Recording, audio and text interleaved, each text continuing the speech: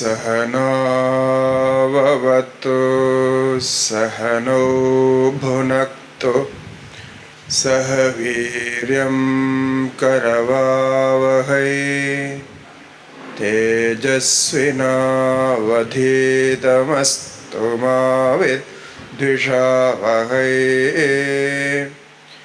ॐ शान्ति शान्ति शान्तिः। श्रुतिस्मृतिपुराणानामालयं करुणालयं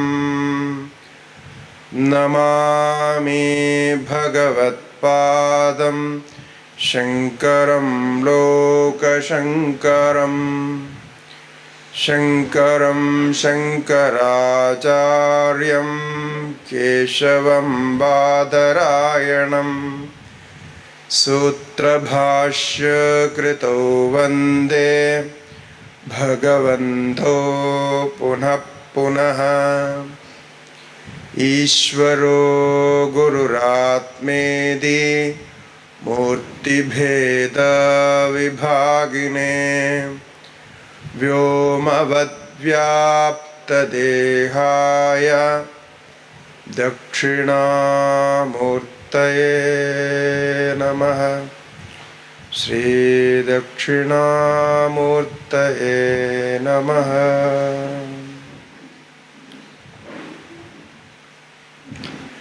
श्रीगुरुभ्यो नमः। हरि ओम्।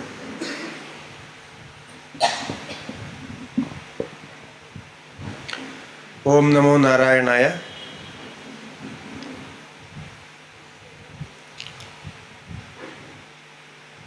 സനാതന ധർമ്മത്തിൻ്റെ അടിസ്ഥാനമായ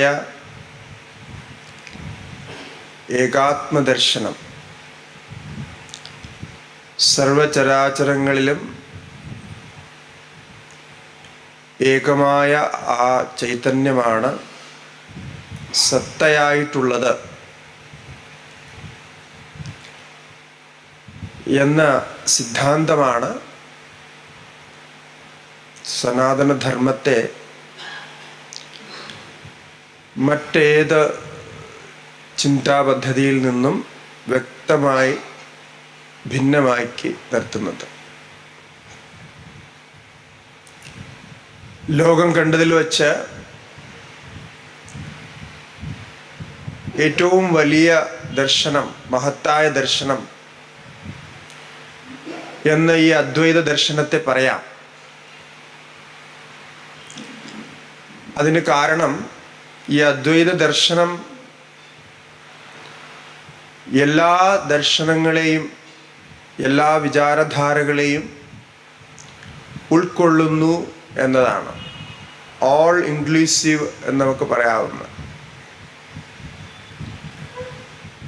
എല്ലാത്തിനെയും അംഗീകരിക്കുക മാത്രമല്ല, ഈ അംഗീകരിക്കുക എന്ന് പറഞ്ഞു കഴിഞ്ഞാൽ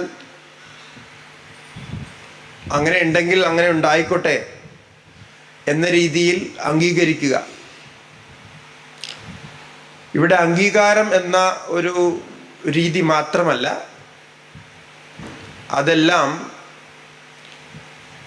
ഈ ഒരു ദർശനത്തില്, ഒരാത്മാവില് തന്നെ നിലകൊള്ളുന്നതാണ് എന്ന് വിശ്വസിക്കുകയാണ്, അതിനെ അനുഭവിക്കുക. അപ്പൊ ഇന്നലെ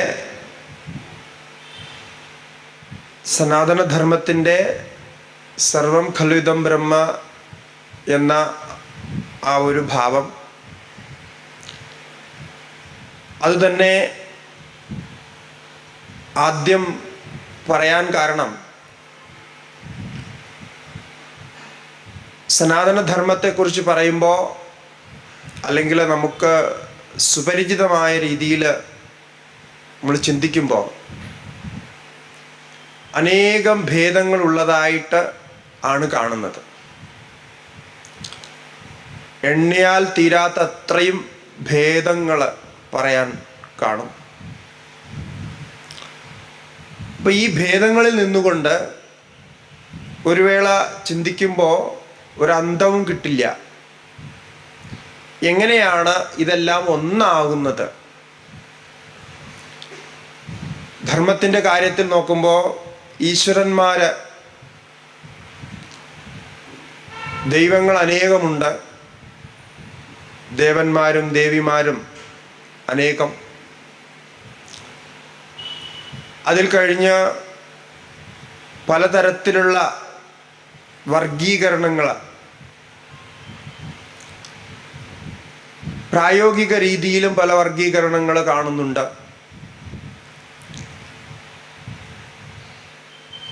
അതുപോലെ ആചരണത്തിൻ്റെ രീതിയിൽ നോക്കുമ്പോഴും വർഗീകരണങ്ങളുണ്ട്. അതെല്ലാം ശാസ്ത്ര പ്രാമാണികമായ വർഗീകരണങ്ങളാണെന്ന് പറയപ്പെടുകയും ചെയ്യുന്നു.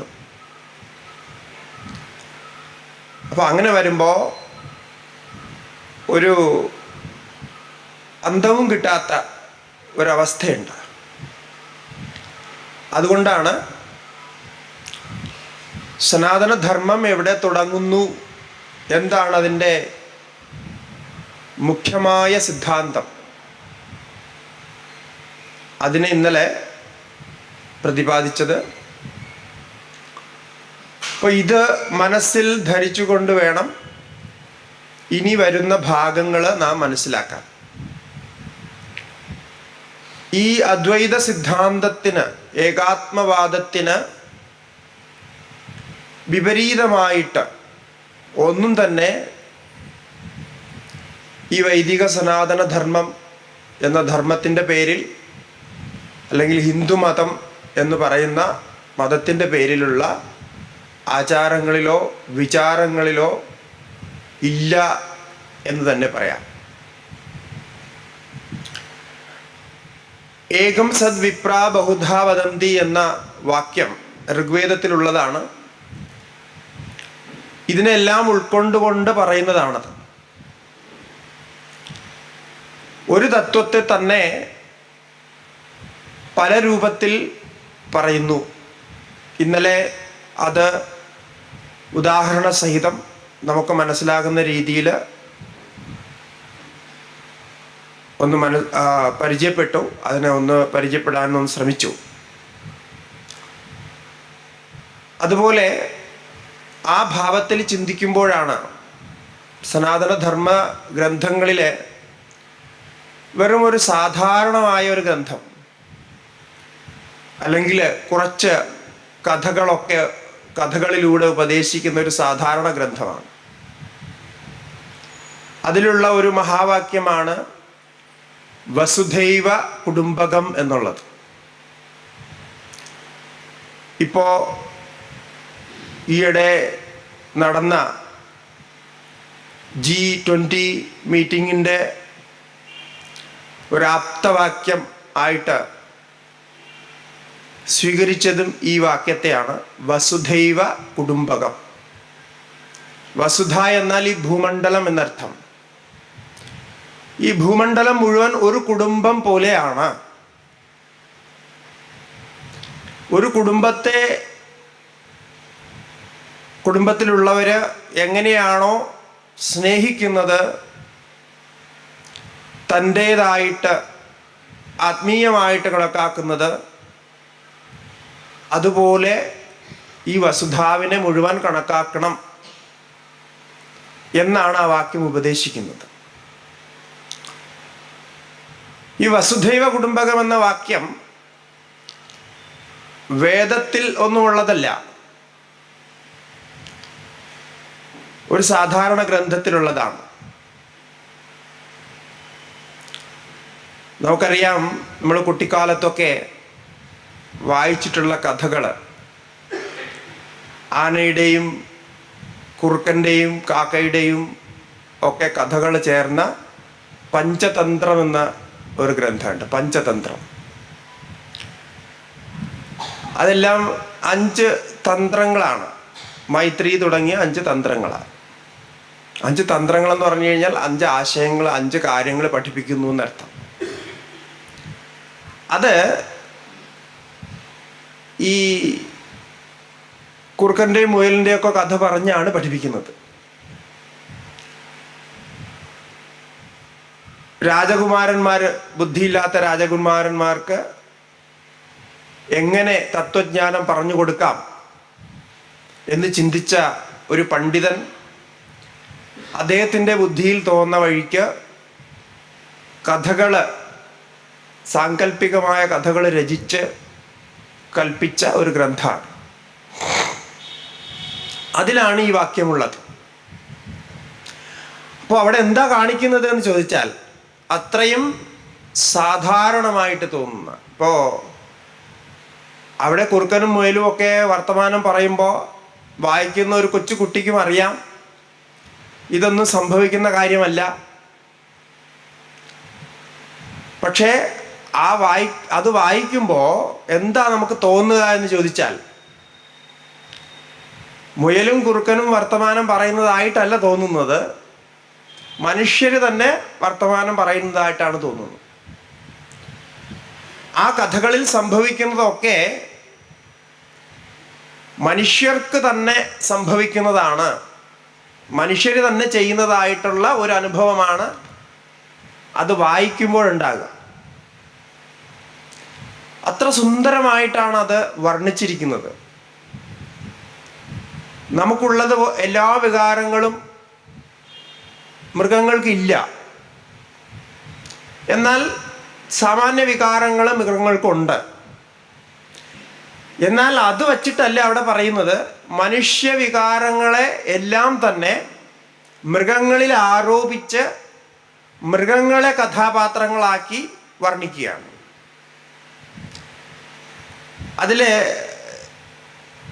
ചിന്തിക്കുമ്പോൾ മറ്റൊരു രസമുള്ളത്, എന്തുകൊണ്ട് അങ്ങനെ ചെയ്തു എന്ന് ചോദിച്ചാൽ, അവിടെ മനുഷ്യരെയാണ് വച്ചിരുന്നുവെങ്കിൽ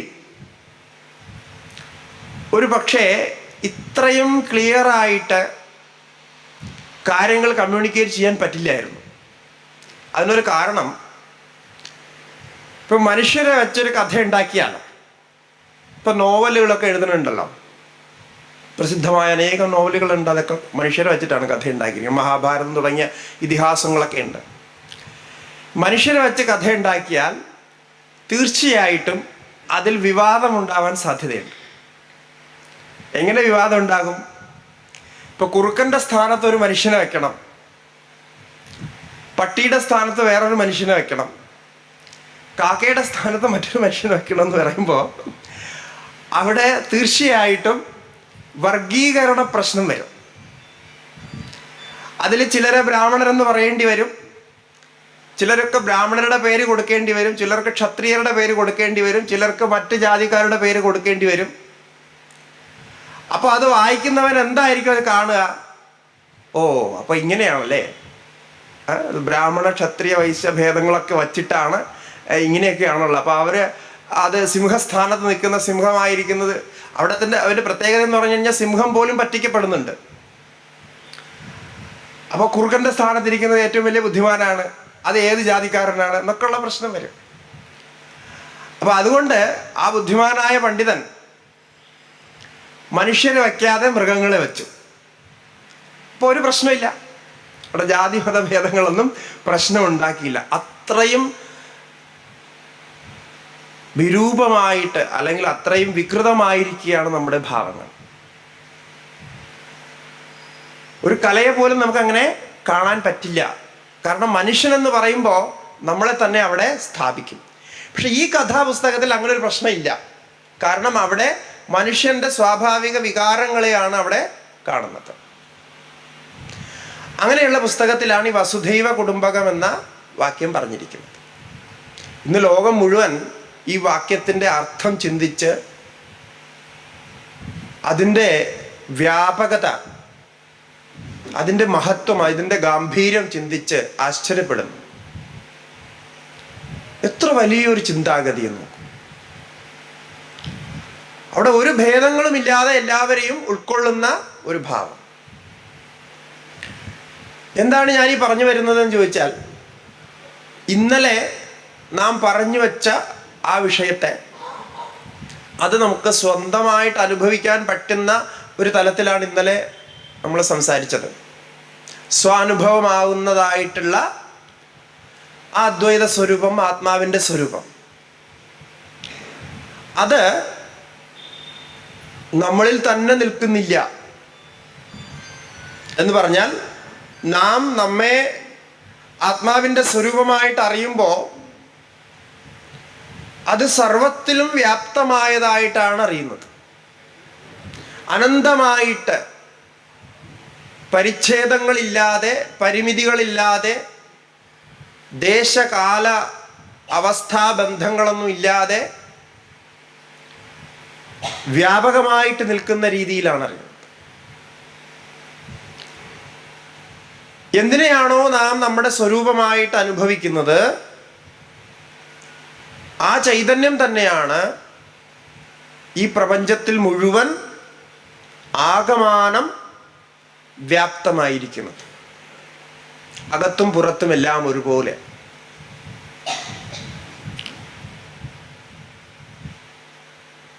അത് പറയുമ്പോൾ അത് സ്ഥാപിക്കാൻ, ഈ പ്രപഞ്ചം മുഴുവൻ ആത്മാവാണ് എന്ന് സ്ഥാപിക്കണമെങ്കിൽ, ഈ പ്രപഞ്ചം മുഴുവൻ ബ്രഹ്മമാണ് എന്ന് സ്ഥാപിക്കണമെങ്കിൽ അവിടെ അല്പം സയൻസ് ഉപയോഗിക്കണം,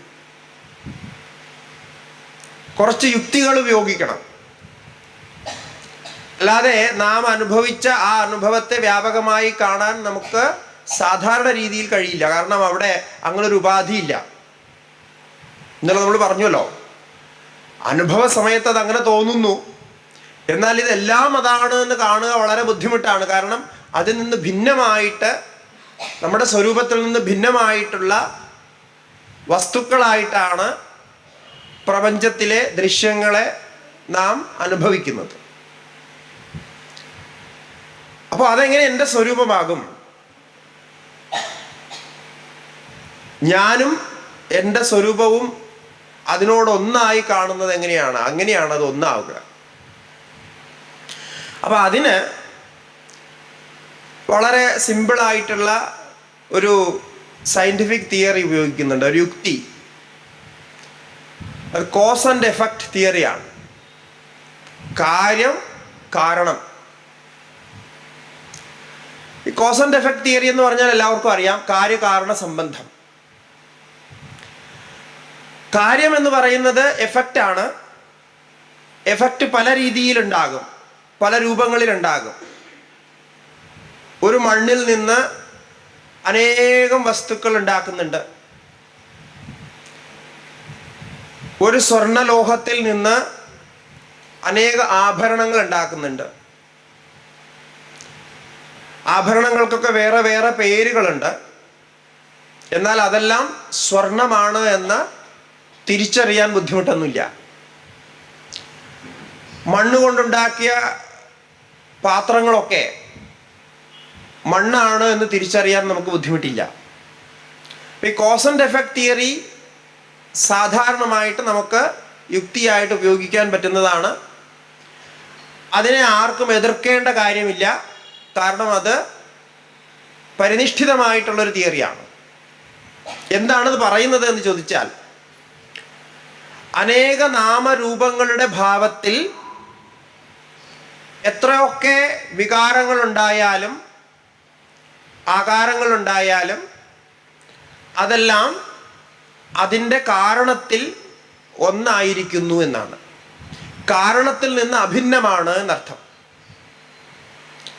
സ്വർണ്ണാഭരണങ്ങളെല്ലാം സ്വർണമാകുന്ന ലോഹത്തിൽ നിന്ന് അഭിന്നമായിരിക്കുന്നത് പോലെ അതിൻ്റെ മെറ്റീരിയൽ കോസ് അത് സ്വർണമാണ്. അതിൻ്റെ കെമിസ്ട്രി നോക്കിയാൽ അത് സ്വർണമാണ്. Material cos സ്വർണമാണ്. അതിലുള്ള ധാതുക്കൾ നോക്കിയാൽ അതും അത് തന്നെയായിരിക്കും. പക്ഷെ വേറെ രീതിയിൽ കാണുന്നു, വേറെ ഉപയോഗം അതിന് വരുന്നു. മണ്ണായിരിക്കുമ്പോൾ ഉണ്ടാകുന്ന ഉപയോഗമല്ല കുടമായിരിക്കുമ്പോൾ ഉണ്ടാകുന്നത്. ആ ഉപയോഗമല്ല മണ്ണിൻ്റെ ഓടായിട്ട് നമ്മൾ പുരമേയാൻ ഉപയോഗിക്കുമ്പോൾ ഉണ്ടാകുന്നത്. ഓരോന്നിനും ഓരോ ഉപയോഗങ്ങളും പ്രയോഗങ്ങളുമുണ്ട്. പക്ഷെ അതെല്ലാം മണ്ണാണ് എന്നറിയാൻ നമുക്ക് ബുദ്ധി വിട്ടൊന്നുമില്ല, നിഷ്പ്രയാസം അറിയാൻ കഴിയും. അപ്പം എന്താണ് ശാസ്ത്രം ചെയ്യുന്നതെന്ന് ചോദിച്ചാൽ, യുക്തിയുടെ അങ്ങേയറ്റം, അതായത് ആർക്കും സംശയിക്കാൻ പറ്റാത്ത വിധത്തിലുള്ള ആ ശരിയായിട്ടുള്ള യുക്തി, കോസ് ആൻഡ് എഫക്ട് തിയറിയെ തന്നെ ശാസ്ത്രം ഉപയോഗിക്കുകയാണ്. ഈ കാണുന്ന പ്രപഞ്ചം മുഴുവൻ, അനേക ആകാരത്തിൽ കാണുന്ന പ്രപഞ്ചം മുഴുവൻ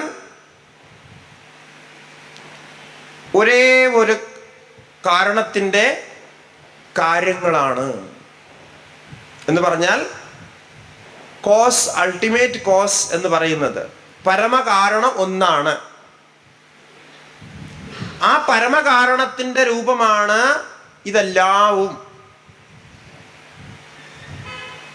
ആ പരമകാരണം ഏത് എന്ന് ചോദിച്ചാൽ സദേവ സൗമ്യേതമഗ്ര ആസീത് തദ്ദേദം തർഹി അവ്യാഹൃതമാസീത് ആത്മേവേദമഗ്ര ആസീത് ബ്രഹ്മേവേദമഗ്ര ആസീത്.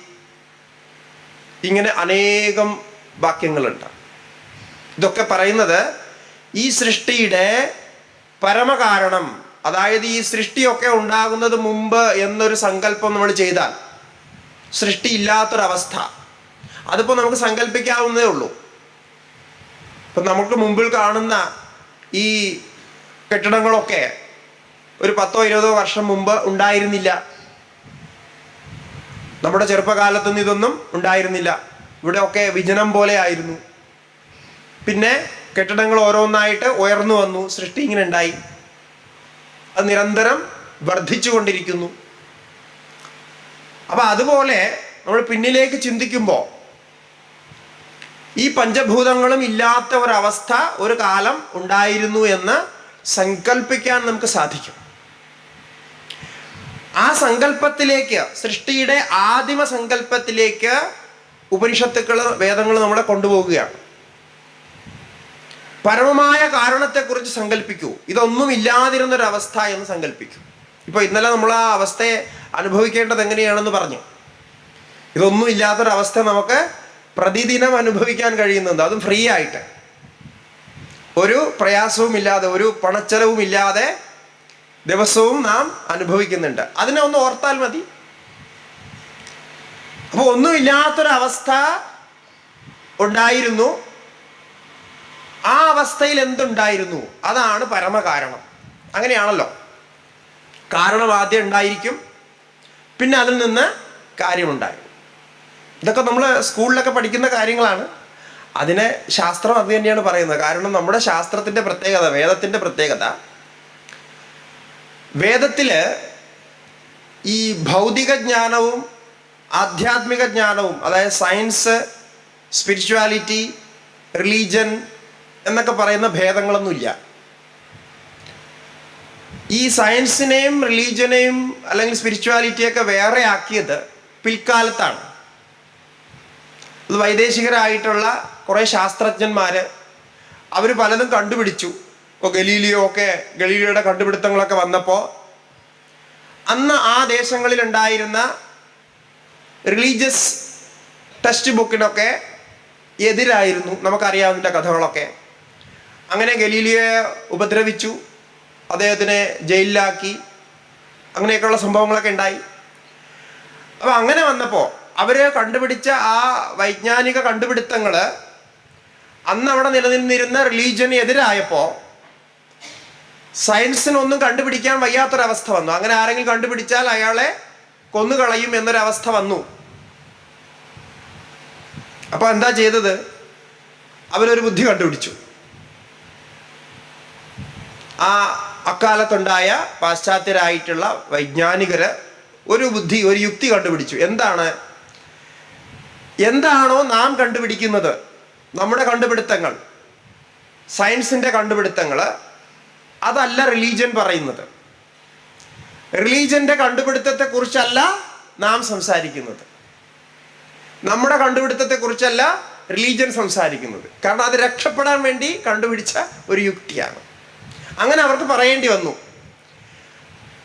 അങ്ങനെ പറയേണ്ടി വന്നതുകൊണ്ടാണ് പിൽക്കാലത്ത് അതൊന്നും ആലോചിക്കാതെ വലിയ വലിയ വിദേശത്തുള്ള വലിയ വലിയ പേരുകേട്ട യൂണിവേഴ്സിറ്റികളിലൊക്കെ പഠിപ്പിക്കുമ്പോൾ അവർ ഏത് ടെക്സ്റ്റ് ബുക്ക്, ഏത് സയൻസിൻ്റെ ബുക്ക് പഠിപ്പിക്കുമ്പോഴും ആദ്യം തന്നെ ഇങ്ങനൊരു കമാൻഡ് പറഞ്ഞു: എന്താണ് ഇതിൽ പറയുന്നതൊന്നും റിലീജനുമായിട്ട് ബന്ധപ്പെട്ടതല്ല.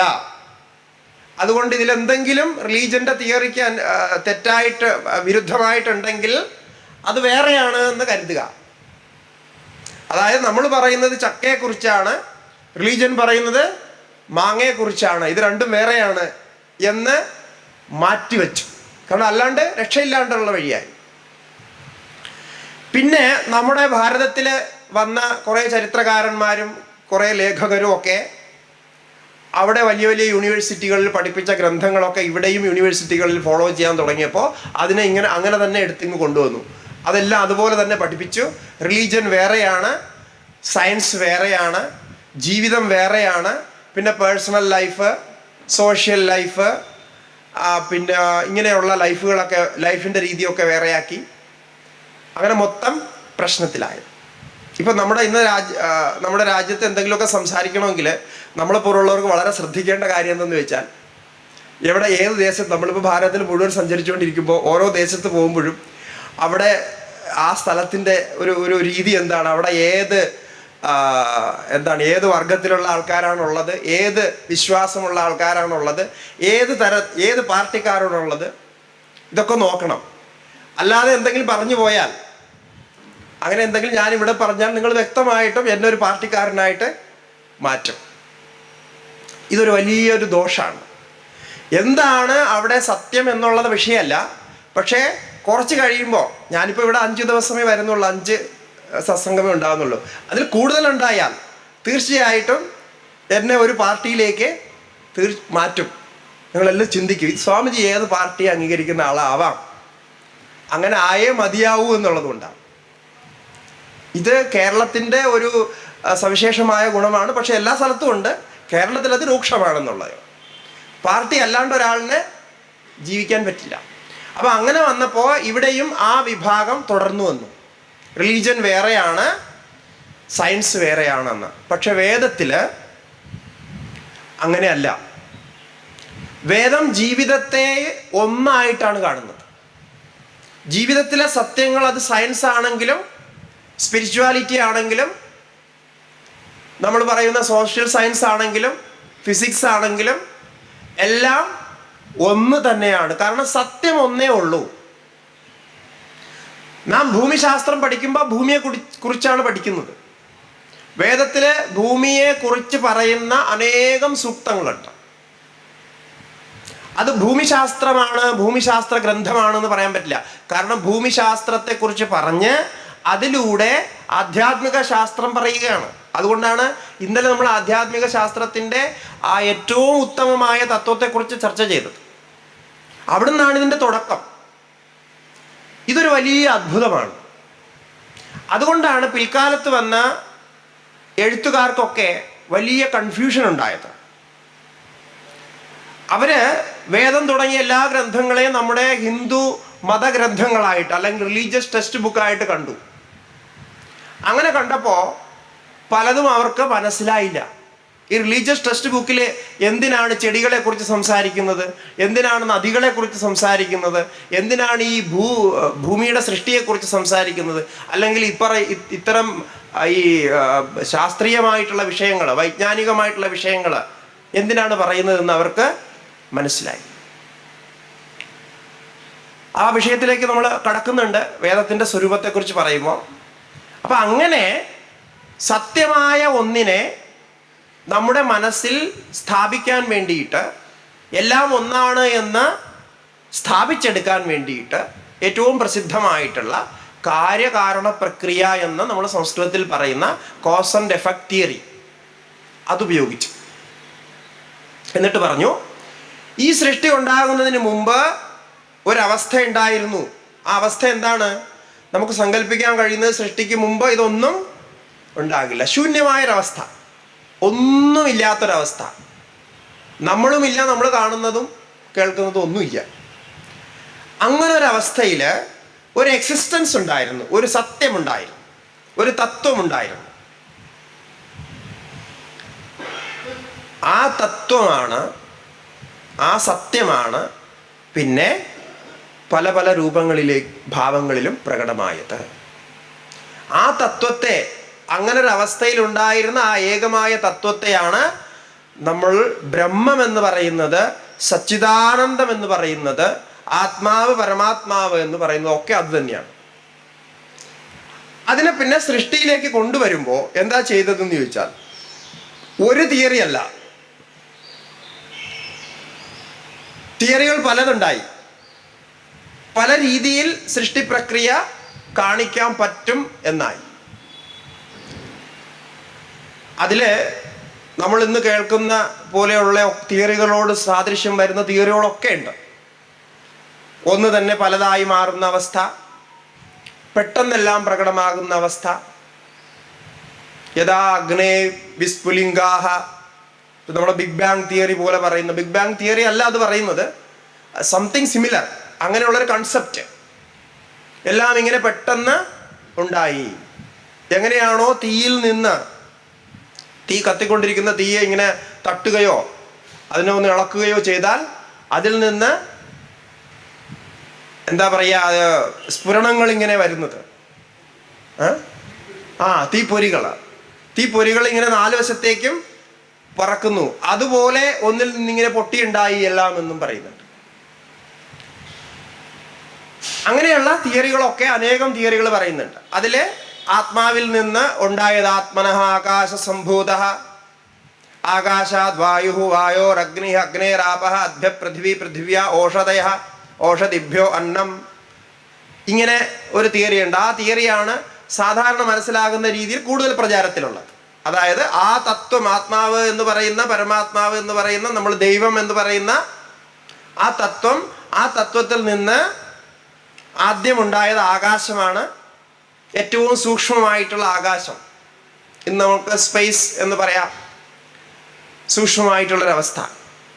ആ അവസ്ഥയിൽ നിന്ന് വായു ഉണ്ടായി, അവിടെ വീണ്ടും പരിണാമമുണ്ടായി, ചലനങ്ങൾ ഉണ്ടായപ്പോൾ കാലാന്തരത്തിലോ അവസ്ഥാന്തരത്തിലോ അത് വായുവായി മാറി. പിന്നെ വായുവിൽ നിന്ന്, ഗ്യാസസിൽ നിന്ന് അഗ്നി ഉണ്ടായി, ജലമുണ്ടായി. അത് നമുക്ക് മനസ്സിലാവുന്ന തിയറിയാണ്.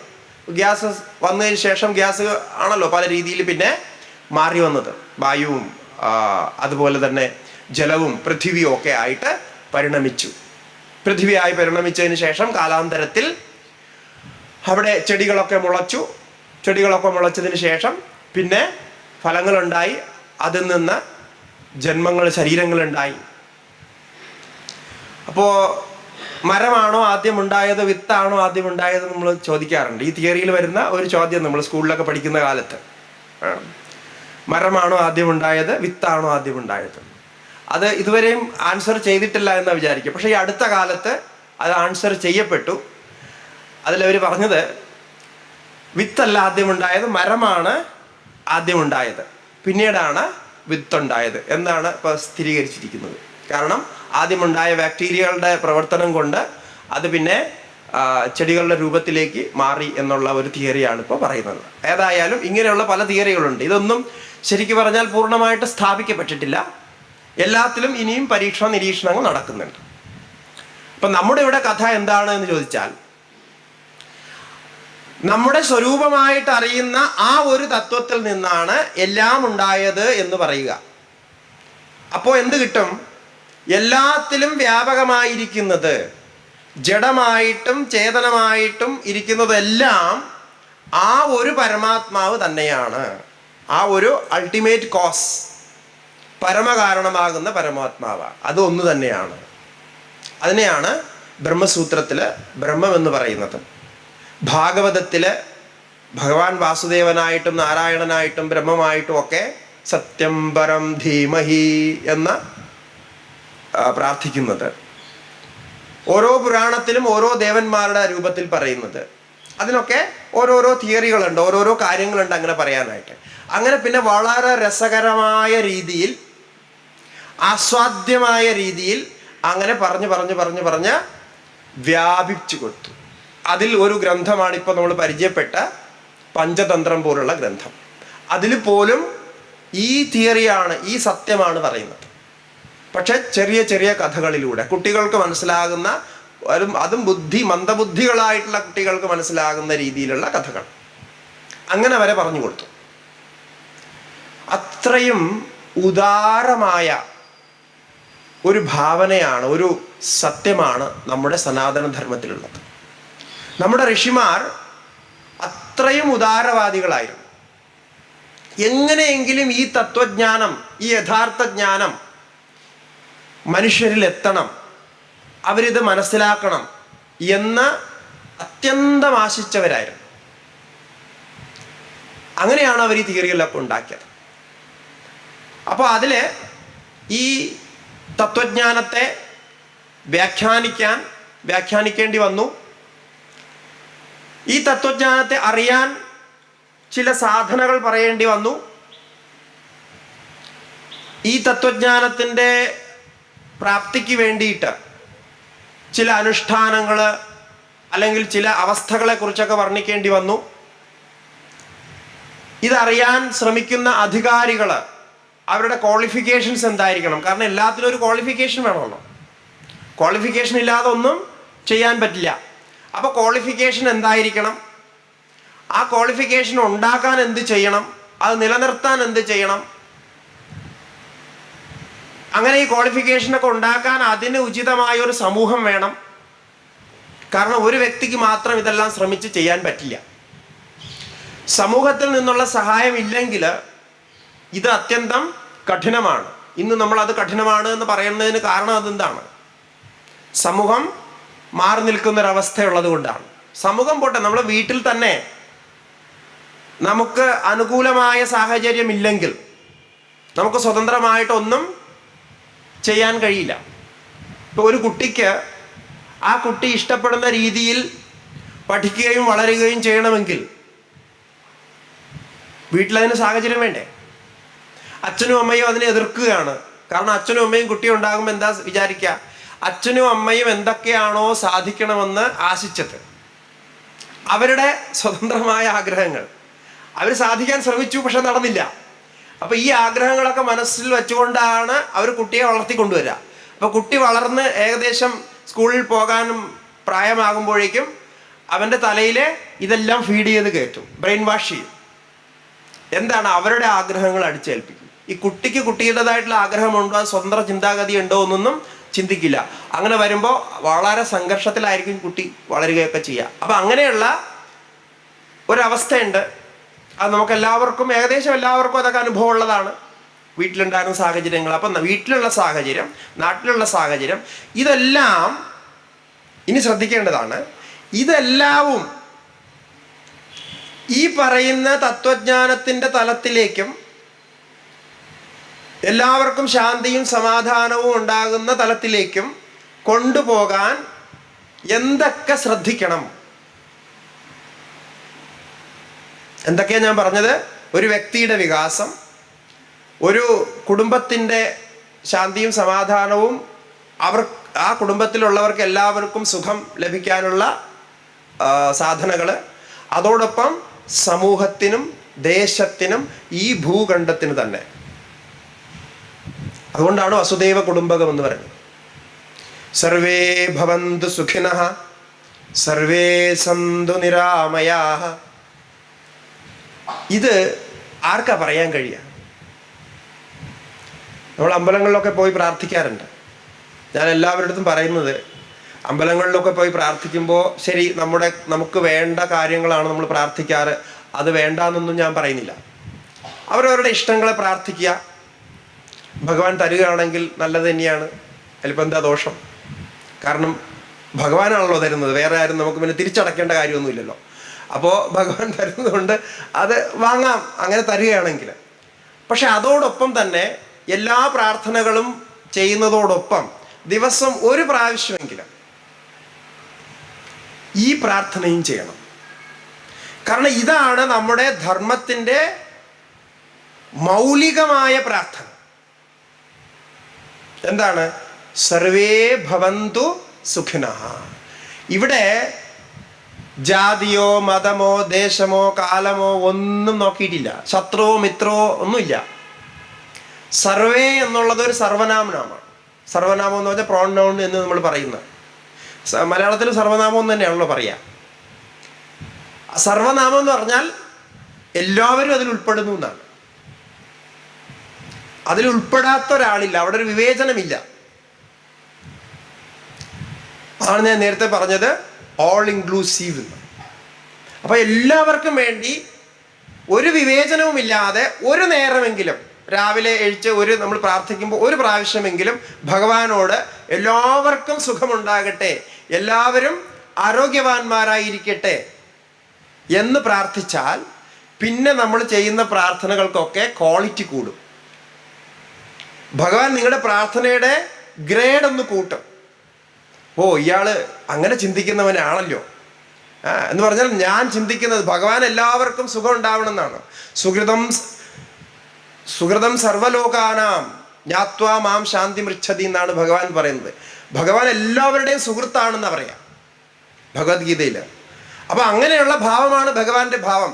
ആ ഭാവത്തെ ഇയാൾ അംഗീകരിക്കുന്നുണ്ടല്ലോ, അപ്പൊ ഇയാളുടെ പ്രാർത്ഥനയ്ക്ക് ബലമുണ്ട്, ഇയാളൊരു ശരിയായിട്ടുള്ള ഭക്തനാണ്. അപ്പൊ എനിക്ക് ഏറ്റവും പ്രിയനായിട്ടുള്ള ഭക്തനാണെന്ന് 12-ാം അധ്യായത്തിൽ ഭഗവാൻ പറഞ്ഞത് അവിടെ വരുന്നു. ഒരു നേരം ഇത് ഒരു പ്രാവശ്യമെങ്കിലും നമ്മൾ മനസ്സോടുകൂടി ഇത് പറഞ്ഞാൽ മതി. കാരണം ഇതാണ് നമ്മുടെ യഥാർത്ഥ പ്രാർത്ഥന.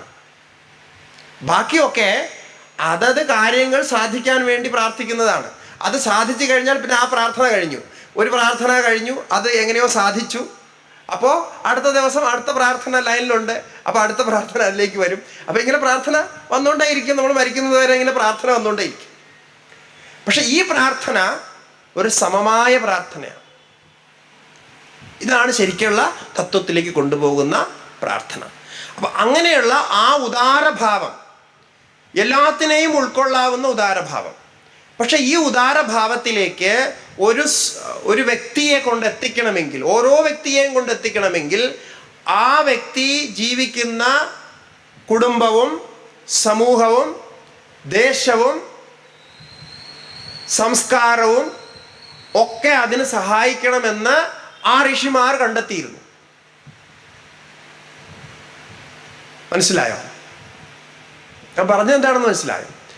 ഒരു വ്യക്തിയുടെ വികാസം, കാരണം വ്യക്തിയുടെ വികാസമാണ് ദേശത്തിന്റെ വികാസം. വ്യക്തികൾ സമ്പന്നരാകുമ്പോഴാണല്ലോ ദേശം സമ്പന്നരാകുക. ഇപ്പൊ നമ്മള് ദേശത്തെ വികസിത ദേശമാക്കാൻ ശ്രമിക്കുന്നു. നമ്മുടെ രാജ്യത്തെ എങ്ങനെയാ വികസിത ദേശമാകുക? ഓരോരുത്തരും അവർക്ക് ജീവിക്കേണ്ട വക പൂർണ്ണമായിട്ടും സമ്പാദിക്കുകയും അതിൽ സന്തുഷ്ടരായിട്ട് കഴിയുകയും ഓരോ കുടുംബവും വികസിതമാകുകയും ഓരോ ഗ്രാമവും ഓരോ നഗരവും ഓരോ ജില്ലയും ഓരോ സംസ്ഥാനവും വികസിതമാകുമ്പോഴാണ് ദേശം വികസിതമാകുക. അപ്പൊ അങ്ങനെ ചെയ്യണമെങ്കിൽ ഈ പറയുന്ന തത്വജ്ഞാനത്തിലെത്തി പരമമായ മോക്ഷമടയണം, പരമമായ ശാന്തിയെ പ്രാപിക്കണം, 4 പുരുഷാർത്ഥങ്ങളെയും സാധിക്കണം, ധർമ്മ അർത്ഥ കാമ മോക്ഷങ്ങൾ ഇതെല്ലാം സാധിക്കണം എങ്കിൽ ഈ പറഞ്ഞതായിട്ടുള്ള അവസ്ഥകളിൽ വ്യവസ്ഥ വേണം. അതായത് ഒരു വ്യവസ്ഥിതമായ ക്രമം വേണം. വേണ്ടേ? ഏതൊരു കാര്യവും നമുക്ക് ചെയ്യണമെങ്കിൽ നമ്മളുടെ അടുത്തുള്ള ടൈം ലിമിറ്റഡ് ആണ്. ആ സമയത്തിൻ്റെ പരിധിയിൽ കാര്യങ്ങളൊക്കെ ചെയ്യണമെങ്കിൽ വ്യവസ്ഥിതമായ ക്രമം വേണം. അതാണ് നമ്മൾ ഒരു ഡിസിപ്ലിനായിട്ടും അല്ലെങ്കിൽ നമ്മൾ ഡെയിലി ഷെഡ്യൂളായിട്ടും ഒക്കെ നമ്മൾ ചെയ്യുന്നത്. ഡെയിലി ഷെഡ്യൂളുണ്ട്, നമുക്ക് വീക്ക്ലി ഷെഡ്യൂളുണ്ട്, മന്ത്ലി ഷെഡ്യൂളുണ്ട്, ഇയർലി ഷെഡ്യൂളുണ്ട്. അതൊക്കെ എന്തിനാണ് ചെയ്യുന്നത്? നമ്മൾ ഉദ്ദേശിക്കുന്ന കാര്യങ്ങളൊക്കെ വ്യവസ്ഥിതമായിട്ട് ചെയ്യാനാണല്ലോ. അപ്പൊ അങ്ങനെ ഒരു വ്യക്തിയെ ആ തലത്തിൽ എത്തിക്കണമെങ്കിൽ, ആ വ്യക്തിയിലൂടെ സമൂഹത്തെ മുഴുവൻ എത്തിക്കണമെങ്കിൽ വ്യവസ്ഥിതമായേ മതിയാകൂ. അപ്പൊ അവിടെ ഋഷിമാർ ചിന്തിച്ചത് എന്താണെന്ന് ചോദിച്ചാൽ, വ്യക്തിക്ക് ജീവിക്കാനുള്ള വ്യക്തിയുടെ ജീവിത നിയമങ്ങൾ ഉണ്ടാക്കി. ഒന്ന് ആലോചിച്ച് നോക്കുക, എങ്ങനെയാണത് സെറ്റ് ചെയ്തിരിക്കുന്നത്. അത് കഴിഞ്ഞ് നമ്മൾ വേദത്തിന്റെ സ്വരൂപത്തിലേക്ക് കടക്കുന്നുണ്ട്. അപ്പൊ ഇത് സെറ്റ് ചെയ്തിരിക്കുകയാണ്.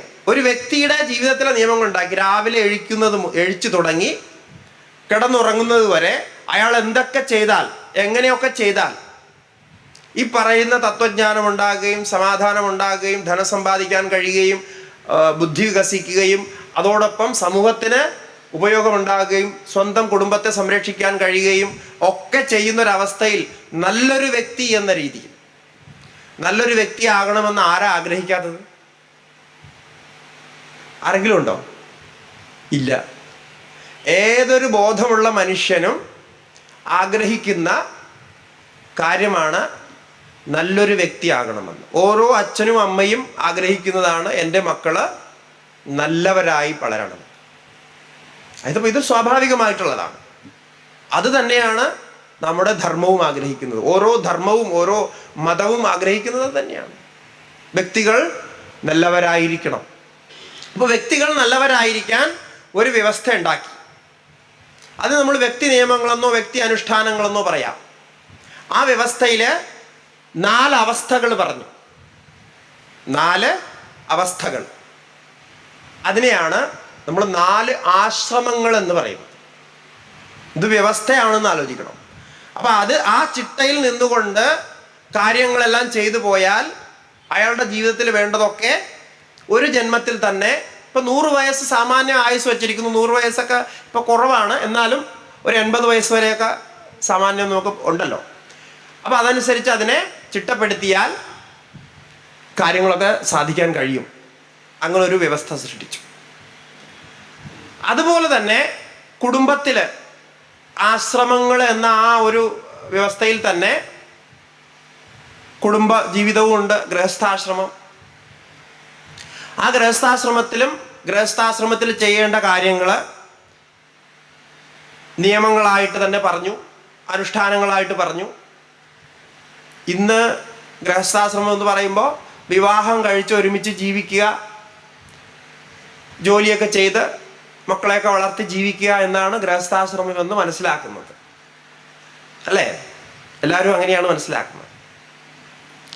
പക്ഷേ ഈ വിവാഹം കഴിക്കുന്നത് മാത്രമല്ല, നമ്മുടെ ഹിന്ദു മതം അനുസരിച്ച് അല്ലെങ്കിൽ സനാതന ധർമ്മത്തിൻ്റെ നിയമം അനുസരിച്ച് ഗൃഹസ്ഥാശ്രമം.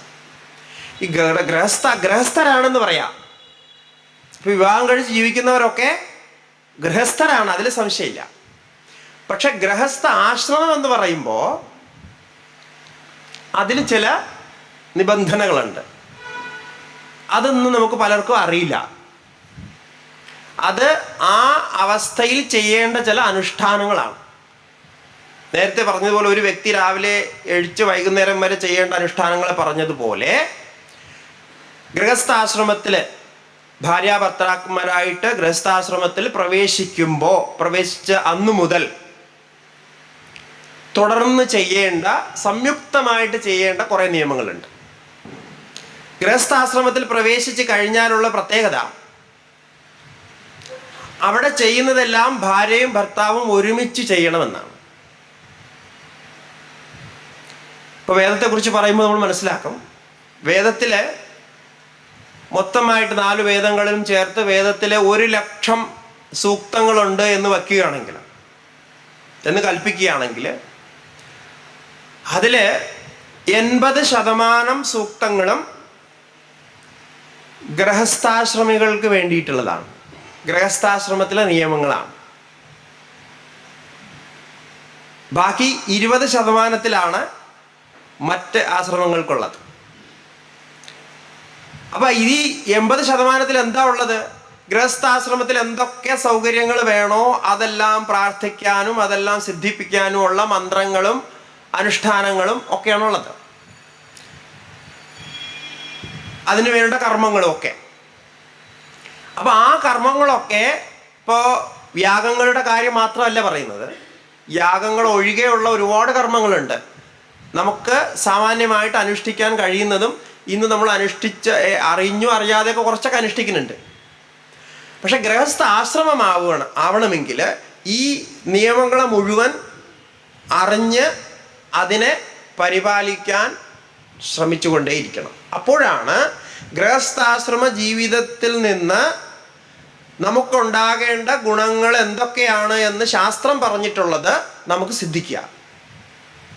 അല്ലെങ്കിൽ ഗൃഹസ്ഥാശ്രമത്തിൽ കുറേ കാലം ജീവിച്ച് കഴിയുമ്പോൾ ഒക്കെ ചെയ്തു, ഇത്രയും കാലമൊക്കെ ചെയ്തു, ഒക്കെ മടുത്തു, ഇനിയിപ്പോൾ എന്താണ് നെക്സ്റ്റ്, എന്താണ് അടുത്ത് ചെയ്യേണ്ടത് എന്നൊരു പ്രശ്നം നമുക്കുണ്ടാകും. ഒരു അപൂർണത ഫീലിംഗ്. ഇപ്പോൾ പലരും റിട്ടയർഡ് ആയി കഴിഞ്ഞാൽ പലരും നമ്മളോട് ചോദിക്കാറുണ്ട്, റിട്ടയർഡ് ആയി കഴിഞ്ഞാൽ എന്താ ചെയ്യേണ്ടത് സ്വാമിജി? ഇപ്പോൾ നമ്മൾ റിട്ടയർഡ് ആയി, ഇനിയിപ്പോൾ നമുക്ക് വേറെ ജോലിയൊന്നുമില്ല, എന്താ ചെയ്യേണ്ടത്? അതെല്ലാവർക്കും ഒരു സംശയമാണ്. അപ്പോൾ വെറുതെ വീട്ടിലിരുന്നാൽ മുഷിയും, അല്ലെങ്കിൽ ആരോഗ്യം കേടാവും എന്നൊക്കെ കൊണ്ട് ഏതെങ്കിലുമൊക്കെ ജോലി തേടാൻ പോകും. ഗൃഹസ്ഥാശ്രമത്തിൻ്റെ ആ ഒരു ഭാഗത്ത് തന്നെ ഇരുന്നു കൊണ്ട് അവിടെ തന്നെ ആ എല്ലാ സൗകര്യങ്ങളൊക്കെ നോക്കിക്കൊണ്ട് വീണ്ടും റിട്ടയർഡ് ആയതിനു ശേഷവും എന്തെങ്കിലുമൊക്കെ ജോലി ചെയ്തുകൊണ്ട്, കാരണം വെറുതെ ഇരുന്ന ബോറടിക്കുമല്ലോ ഒന്ന്. കാരണം അപ്പം എന്താ സംഭവിച്ചെന്ന് നോക്കാം, നമ്മുടെ മഹത്വമുള്ള ആ സമയം, ഇത്രയും എക്സ്പീരിയൻസ് നമുക്കുണ്ടായി. അപ്പം സമയം വിലയുള്ളതാണെന്ന് നമുക്ക് എല്ലാവർക്കും അറിയാം. പക്ഷെ ആ സമയത്ത് എന്താണ് ശരിക്കും നമുക്ക് ഇനി ചെയ്യേണ്ടത് എന്ന് അറിയാൻ പാടില്ലാത്തൊരവസ്ഥയുണ്ട്. അത് ജനസംഖ്യ കൂടുന്നതോടുകൂടി ഇനിയും വർദ്ധിച്ചു വരും. കാരണം ഇപ്പോൾ റിട്ടയർഡ് ആയി കഴിഞ്ഞാലും തൊഴിലൊക്കെ നമുക്ക് പിന്നെയും വേറെ എന്തെങ്കിലുമൊക്കെ പാർട്ട് ടൈം ജോബൊക്കെ കിട്ടുന്ന ഒരവസ്ഥയുണ്ട്. പക്ഷെ അത് ഇല്ലാണ്ടാകുന്നൊരവസ്ഥ വരും. ഇപ്പോൾ വാസ്തവത്തിൽ എൻ്റെ വ്യക്തിപരമായ അഭിപ്രായം, ഞാൻ പലയിടത്തും പറയാറുണ്ട്, ഈ റിട്ടയർമെൻറ്റ് കഴിഞ്ഞതിന് ശേഷം പിന്നെ രണ്ടാമത് റിട്ടയർമെൻറ്റ് കഴിഞ്ഞ് കഴിയുമ്പോൾ എവിടെയെങ്കിലും ജോലിയൊക്കെ ചെയ്തിട്ടുണ്ടെങ്കിൽ അതിൻ്റേതായിട്ടുള്ള പെൻഷനൊക്കെ ഉണ്ടാവും. സർക്കാർ ജോലി അല്ലെങ്കിൽ അത്യാവശ്യം അങ്ങനെയുള്ള ജോലികളിലൊക്കെ. പ്രൈവറ്റ് ജോലിയാണെങ്കിൽ സമ്പാദിച്ച പൈസയൊക്കെ ബാങ്കിൽ ഇട്ടിട്ടുണ്ടാകും. അല്ലെങ്കിൽ വ്യാപാര വ്യവസായങ്ങളാണ് ചെയ്തെങ്കിൽ അതിൻ്റേതായിട്ടുള്ള ധനസമ്പാദ്യങ്ങളൊക്കെ ആ റിട്ടയർമെൻറ്റിൻ്റെ ഒരു ലൈഫ് ആ സമയം വരുമ്പോഴേക്ക് ഏകദേശം സെറ്റായിട്ടുണ്ടാവും. ഒരു 10-20-25 വർഷമൊക്കെ വർക്ക് ചെയ്താൽ അത്തരം ഒരു പരിസ്ഥിതി ഉണ്ടാകും. പിന്നീട് ജീവിക്കേണ്ട ഒരു വകയുണ്ടാവും. അങ്ങനെ ഉണ്ടായിക്കഴിഞ്ഞാൽ പിന്നെ രണ്ടാമത് ജോലി തേടാൻ പോകാൻ പാടില്ല. കാരണം അങ്ങനെ ചെയ്താൽ സംഭവിക്കുന്നത്, ഒരു ചെറുപ്പക്കാരൻ്റെ അല്ലെങ്കിൽ ഒരു ചെറുപ്പക്കാരിയുടെ അധികാരപ്പെട്ട ജോലിയെയാണ് ഈ റിട്ടയർമെൻ്റ് ചെയ്ത ആള് കൈവശപ്പെടുത്തുന്നത്. അപ്പോൾ അവർക്ക് എന്താ, നേരത്തെ റിട്ടയർമെൻറ്റിൻ്റെ പെൻഷനും ഉണ്ട്, ഇപ്പോൾ ചെയ്യുന്ന ജോലിയുടെ പൈസയും ഉണ്ട്. അവർ നാട്ടിൽ ജോലി ഇല്ലാതെ ചെറുപ്പക്കാർ കഷ്ടപ്പെടുകയും ചെയ്യുന്നു. ഈ വ്യവസ്ഥ മാറാത്തിടത്തോളം കാലം നമ്മുടെ രാജ്യത്ത് ഒരു കാലത്തും തൊഴിലില്ലായ്മ നിവർത്തമാക്കാൻ കഴിയില്ല. അതുകൊണ്ടൊരു നിയമം കൊണ്ടുവന്ന് നിങ്ങൾ സർക്കാർ ജോലിയിലോ അല്ലെങ്കിൽ മറ്റേതെങ്കിലും ജോലിയിൽ പെൻഷനൊക്കെ പറ്റുന്ന രീതിയിൽ അല്ലെങ്കിൽ സമ്പാദ്യത്തോടു കൂടി റിട്ടയർഡ് ആയിട്ടുണ്ടെങ്കിൽ രണ്ടാമത് അവർക്ക് ജോലി അനുവദിക്കാൻ പാടില്ല. അത് വാനപ്രസ്ഥം തന്നെ ആക്കണം. ഇത് പറയുമ്പോൾ പലർക്കും വിരോധം തോന്നാം, എന്തുകൊണ്ടാണ് അങ്ങനെ ചെയ്യാൻ പാടില്ല എന്ന്. കാരണം എനിക്കിത് തോന്നിയത്, എനിക്ക് ഒരു 5-6 വർഷം മുമ്പ് ഒരു അനുഭവം ഉണ്ടായി. ഞാൻ ഗുജറാത്തിൽ ഇതേപോലെ ഒരു സത്സംഗം ചെയ്യുന്ന സമയത്ത് അവിടെ നമ്മളിടയ്ക്ക് പോകാറുണ്ട്. ഏകദേശം ഒരു 90-93 വയസ്സായ ഒരാൾ, ഒരു 6 വർഷം മുമ്പാണ്. ഇപ്പോൾ അദ്ദേഹം ജീവിച്ചിരിപ്പുണ്ടോ എന്ന് അറിയില്ല.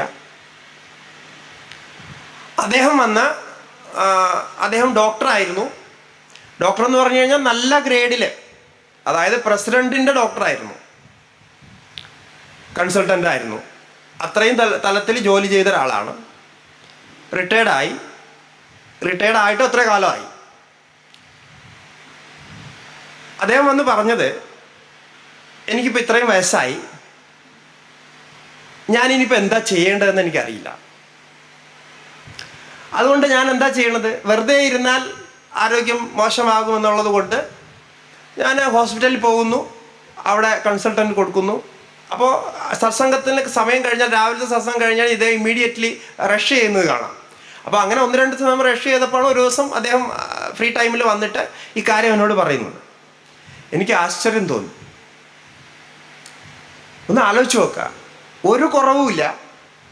പക്ഷേ ഈ 92 വയസ്സായതിന് ശേഷവും അദ്ദേഹത്തിന്, കാരണം ആരോഗ്യമുണ്ടെന്ന് പറഞ്ഞാൽ നടക്കാനും ബാക്കി പ്രശ്നമില്ല, അദ്ദേഹം ബോഡി നന്നായിട്ട് മെയിൻറ്റെയിൻ ചെയ്തിട്ടുണ്ട് പ്രായമുണ്ടെങ്കിലും. പക്ഷെ എന്നിട്ടും ഈ 92 വയസ്സ് കഴിഞ്ഞിട്ടും എന്ത് ചെയ്യണം എന്നുള്ള അറിയാത്തൊരവസ്ഥ. എന്നിട്ട് അദ്ദേഹത്തിൻ്റെ ക്വാളിഫിക്കേഷൻ എന്ന് പറഞ്ഞാൽ എവിടെയും എന്ത് ചെയ്യാൻ പറ്റുന്ന ക്വാളിഫിക്കേഷനാണ്, അത്രയും ക്വാളിഫിക്കേഷനുള്ള ആളാണ്. അപ്പോൾ അദ്ദേഹം പോയിട്ട് വീണ്ടും ജോലി എടുക്കുകയാണ്. പണിയെടുക്കുന്നു, പൈസ വാങ്ങുന്നുണ്ട്.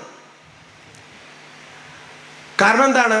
അങ്ങനെയുള്ള ആൾക്കാരെ ഹോസ്പിറ്റലിലും ഇങ്ങനെയുള്ള സ്ഥലങ്ങളിലൊക്കെ അവർ വളരെ പ്രത്യേക ഗ്രേഡിൽ നോക്കും. കാരണം ഇത്രയും എക്സ്പീരിയൻസ്, അല്ലെങ്കിൽ പ്രസിഡന്റിനെ വരെ ചികിത്സിച്ചിട്ടുള്ള ആളെന്നൊക്കെ പറയുമ്പോൾ അതിൻ്റെ ഒരു പ്രത്യേകത ഉണ്ടല്ലോ. എന്നിട്ട് 2 ദിവസം കഴിഞ്ഞ് ലാസ്റ്റ് ഡേ അദ്ദേഹം വീണ്ടും വന്നപ്പോൾ ഞാൻ അദ്ദേഹത്തിൻ്റെ അടുത്താണ് ഇത് ആദ്യമായിട്ട് പറയുന്നത്. ഞാൻ പറഞ്ഞ്, ഇതെന്തായാലും നമ്മുടെ രാജ്യത്ത് വലിയൊരു ആപത്താണ്. കാരണം നിങ്ങളെപ്പോലെ ഇത്രയും 92 വയസ്സായിട്ടും നിങ്ങൾക്ക് വീണ്ടും ജോലി ചെയ്യേണ്ടി വരുന്നു, നിങ്ങൾക്ക് ഈ സമയത്ത് എന്താ ചെയ്യേണ്ടതെന്ന് അറിയില്ല എന്ന് പറഞ്ഞാൽ നമ്മുടെ വൃദ്ധന്മാരുടെ ഗതിയെന്ന് ആലോചിക്കാം. നിങ്ങൾക്കുള്ള അറിവ് നിങ്ങൾക്ക് മറ്റുള്ളവർക്ക് പകർന്നു കൊടുക്കാം. പക്ഷെ നിങ്ങൾ ഒരു പൊസിഷൻ എടുക്കാതെ, ഒരു ജോലി തേടി പൈസ വാങ്ങാതെ, മറ്റൊരു ചെറുപ്പക്കാരൻ്റെ ജോലിയുടെ ആ സ്ഥാനം ഒഴിവാക്കിക്കൊണ്ട് നിങ്ങൾക്ക് നിങ്ങളുടെ സമയം, നിങ്ങൾക്ക് ഫ്രീ ടൈം ഉണ്ടെങ്കിൽ നിങ്ങൾക്ക് അത്തരം സ്ഥലങ്ങളിൽ പോയിട്ട്, ഇപ്പം ട്യൂഷൻ എടുക്കുന്ന രീതിയിലോ അങ്ങനെയൊക്കെയുള്ള ഒരുപാട് ട്രെയിനിങ് സെൻറ്റേഴ്സ് ഉണ്ട്. അവിടെ പോയിട്ട് നിങ്ങൾക്ക് ഫ്രീ ആയിട്ട് പഠിപ്പിക്കാം. അല്ലെങ്കിൽ ആശ്രമങ്ങളുണ്ട്, അത്തരം സോഷ്യൽ കാര്യങ്ങൾ ചെയ്യുന്ന ആൾക്കാരുടെ സംസ്ഥകളുണ്ട്. അവിടെ പോയിട്ട് നിങ്ങൾക്ക് നിങ്ങളുടെ അറിവ് മറ്റുള്ളവർക്ക് പറഞ്ഞു കൊടുക്കാം. എത്ര നല്ല കാര്യമാണ്. അല്ലെങ്കിൽ ഫ്രീ ആയിട്ട് നിങ്ങൾക്ക് സർവീസ് ചെയ്യാം. നിങ്ങൾക്ക് വീട്ടിലിരുന്ന് ഫ്രീ ആയിട്ട് കൺസൾട്ടൻസി ചെയ്യാം, ആൾക്കാരെ സഹായിക്കാം. പക്ഷെ ഫ്രീയെ കുറിച്ച് ചിന്തിക്കുന്നതേ ഇല്ല എന്നുള്ളതാണ്. ഇത് രസം എന്ന് പറഞ്ഞാൽ ഇത്രയൊക്കെ ആയിട്ടും അതൊരു ഉദാരമായിട്ട് നമുക്ക് സമൂഹത്തിന് വേണ്ടി എൻ്റെ ഈ എക്സ്പീരിയൻസ് എനിക്ക് ഉദാരമായിട്ട് കൊടുക്കാം, അതിലുണ്ടാകുന്ന ആനന്ദം. അപ്പോൾ ശരിക്കും ഞാനിത് പറഞ്ഞു കഴിഞ്ഞപ്പോൾ അദ്ദേഹത്തിൻ്റെ കണ്ണിൽ നിന്ന് കണ്ണീര് വന്നു. അദ്ദേഹം പറഞ്ഞു പറഞ്ഞാൽ എൻ്റെ ജീവിതത്തിൽ ഇതുവരെ ആരും ഇങ്ങനെ സ്ട്രോങ് ആയിട്ട് പറഞ്ഞിട്ടില്ല എന്ന് പറഞ്ഞിട്ട് അദ്ദേഹം കാലൊക്കെ പിടിച്ചിട്ട് വളരെ, ഞാൻ പറഞ്ഞു എനിക്കത് തോന്നിയതാണ് അങ്ങനെ പറയാൻ. പക്ഷേ അദ്ദേഹം പറഞ്ഞു വെച്ചാൽ ഞാൻ ഇന്ന് തന്നെ എൻ്റെ ഗ്രൂപ്പിൽ പോയിട്ട് എൻ്റെ എല്ലാവരുടെ അടുത്തും ഞാനിത് പറയും. കാരണം ഈ റിട്ടയർമെൻറ്റ് എന്നുള്ളത് ശരിക്കും ആവശ്യമാണ്. നമുക്ക് ചെയ്യാൻ പറ്റാത്ത എന്തെല്ലാം കാര്യങ്ങളുണ്ട്, അങ്ങനെ നമ്മൾ ചിന്തിക്കുന്നില്ല.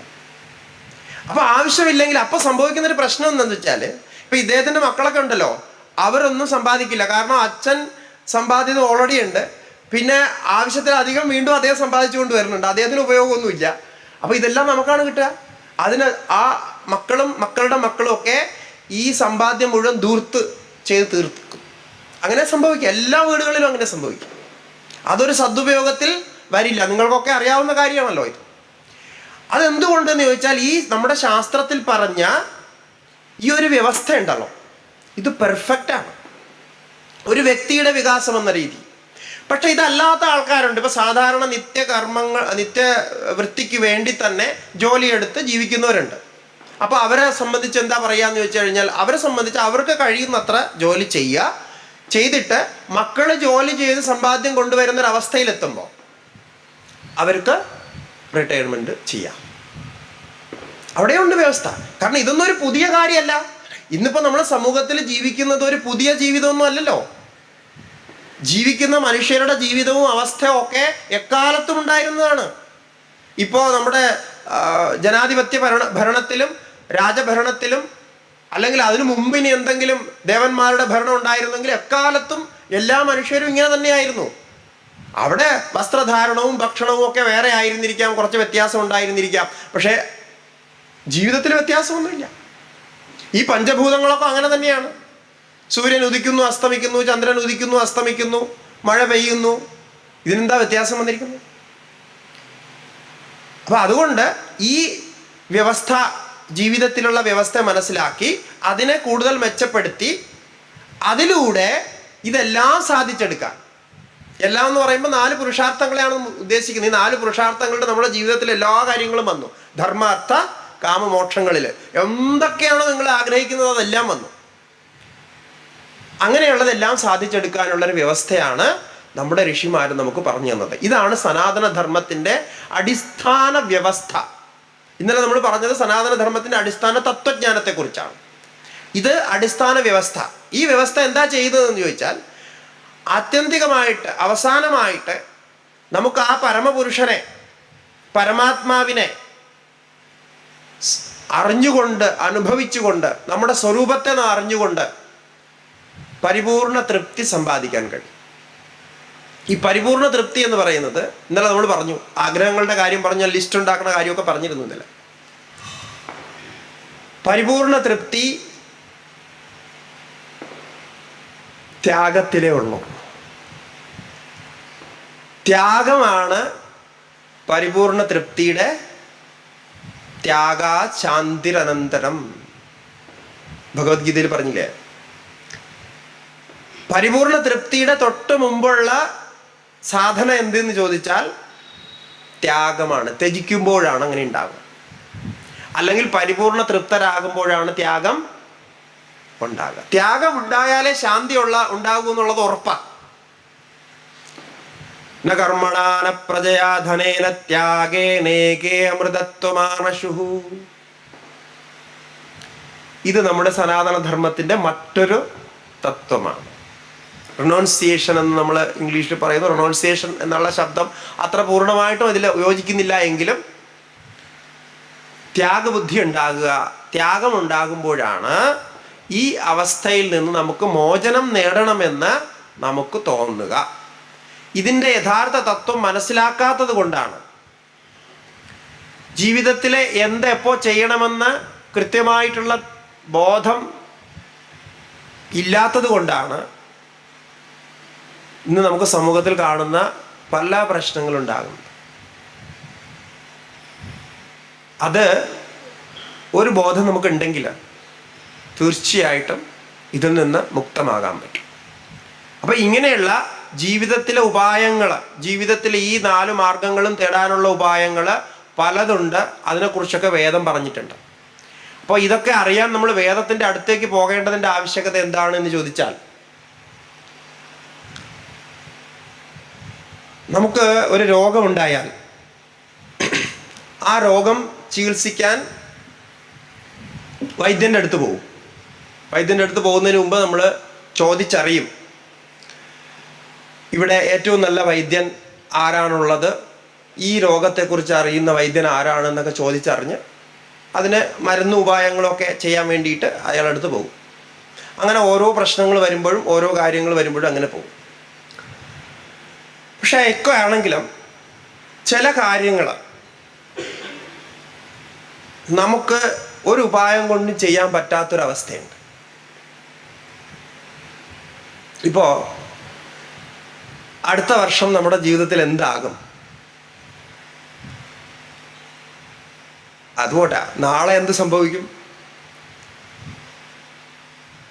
ഇത്രയും നമ്മൾ ബുദ്ധിപരമായിട്ട് ആലോചിച്ചിട്ടും അതൊന്ന് നിശ്ചയമായിട്ട് അങ്ങോട്ട് പറയാൻ കഴിയുന്നില്ല എന്നൊരവസ്ഥയുണ്ട്. എല്ലാവർക്കും ഉണ്ടല്ലോ. അവിടെ ബുദ്ധിയും യുക്തിയും ഒന്നും പ്രവർത്തിക്കുന്നില്ല. അപ്പോൾ നമ്മൾ എന്താ ചെയ്യുക, ആരുടെ ചോദിച്ചാലും അതെങ്ങനെയാ എനിക്ക് പറയാൻ കഴിയാന്ന് അവരെ പറയാം. അപ്പം നാളെ എന്താവുമെന്ന് ചോദിച്ചാൽ എങ്ങനെയാ പറയാൻ കഴിയുക? ആർക്കും പറയാൻ കഴിയില്ല. സ്വയം തന്നെ അറിയാൻ കഴിയാത്തൊരു കാര്യം എങ്ങനെയാ മറ്റൊരാൾക്ക് പറഞ്ഞു കൊടുക്കാം? അപ്പം അങ്ങനെ ഒരു ആകാംക്ഷ നമ്മുടെ മനസ്സിൽ ഉണ്ട്. നാളെ എന്താവും, അടുത്ത വർഷം എന്താവും, ഞാൻ ഈ ചെയ്യുന്ന കാര്യങ്ങളൊക്കെ ചെയ്താൽ ആ ഫലങ്ങളൊക്കെ പ്രാപിക്കുമോ എന്നൊരാകാംക്ഷ നിരന്തരം നമ്മുടെ ഉള്ളിലുണ്ട്. ഇത് നമ്മുടെ ബുദ്ധി കൊണ്ട് അറിയാൻ സാധിക്കാത്തൊരു കാര്യമാണ്. അപ്പോൾ അതിനെന്താ നമ്മൾ പറയുക, അങ്ങനെ ബുദ്ധി കൊണ്ടും നമ്മുടെ കഴിവ് കൊണ്ടും നമ്മുടെ എല്ലാവരുടെയും ബുദ്ധി കൊണ്ടും എല്ലാവരുടെ കഴിവ് കൊണ്ടും സാധിക്കാൻ പറ്റാത്തതൊന്നുണ്ടെങ്കിൽ അതിന് നമ്മൾ അലൗകികം എന്നാ പറയുക. അലൗകിക ജ്ഞാനം. ലൗകിക ജ്ഞാനം എന്ന് പറഞ്ഞാൽ ശുദ്ധമായ അർത്ഥമാണ്. ലൗകിക ജ്ഞാനം എന്ന് പറഞ്ഞാൽ എല്ലാവർക്കും നമുക്ക് ചിന്തിച്ചറിയാം. ഇപ്പം എനിക്കറിയില്ലെങ്കിൽ നിങ്ങൾക്കറിയാമായിരിക്കും, അല്ലെങ്കിൽ ആർക്കെങ്കിലും ഒക്കെ അറിയാമായിരിക്കും. അങ്ങനെ ലോകത്ത് അറിയാൻ കഴിയുന്നതായിട്ടുള്ള ഒരു ജ്ഞാനമുണ്ടെങ്കിൽ അതിനെ ലൗകിക ജ്ഞാനമെന്ന് പറയും. അതിനെ ഭൗതിക ജ്ഞാനമെന്ന് പറയാം, ലൗകിക ജ്ഞാനമെന്ന് പറയാം, ഒക്കെ പറയാം. അങ്ങനെ അറിയാൻ കഴിയാത്ത ഒരു ജ്ഞാനം ഉണ്ടെങ്കിൽ അതിനെ അലൗകിക ജ്ഞാനം എന്നാ പറയാം. അലൗകിക ജ്ഞാനം. അപ്പോൾ ഈ അലൗകിക ജ്ഞാനത്തെക്കുറിച്ചുള്ള ഒരു ആകാംക്ഷ നമ്മുടെ ജീവിതത്തിൽ പല ഘട്ടങ്ങളിലും ഉണ്ടാകാറുണ്ട്. അതൊന്ന് അറിഞ്ഞാൽ കൊള്ളാം എന്നൊരു കാര്യം. അപ്പം അറിഞ്ഞിട്ട് വലിയ മാറ്റമൊന്നും ഉണ്ടാക്കാനില്ല, എന്നാലും അറിയുന്നതിനുള്ളൊരു ആകാംക്ഷയുണ്ട്. അപ്പോൾ അതിനുവേണ്ടി ഭഗവാനോട് പ്രാർത്ഥിക്കാറുണ്ട്. ഇപ്പോൾ ഭഗവാനോട് പ്രാർത്ഥിച്ചിട്ട് അറിയാൻ പറ്റാത്തത് വരികയാണെങ്കിൽ മറ്റു മാർഗങ്ങൾ, ഇപ്പോൾ ജ്യോതിഷം പോലെയുള്ള മാർഗങ്ങൾ തേടുന്നതൊക്കെ അങ്ങനൊരു അവസ്ഥയിലാണ്. ആരെങ്കിലും അലൗകിക ജ്ഞാനം പറഞ്ഞു തരുന്നവരുണ്ടെങ്കിൽ അവരുടെ അടുത്തേക്ക് ആൾക്കാർ ഓടിപ്പോകുന്നൊരവസ്ഥയുണ്ട്. അതെങ്ങനെ അവർ പറയുന്നു എന്നുള്ളത് വേറെ കാര്യം. അതിനൊരു ശാസ്ത്രമുണ്ട്, അതിനൊരു വ്യവസ്ഥയുണ്ട്. അപ്പോൾ വേദവും ഇതിനെക്കുറിച്ച് ചിന്തിച്ചിരിക്കണം.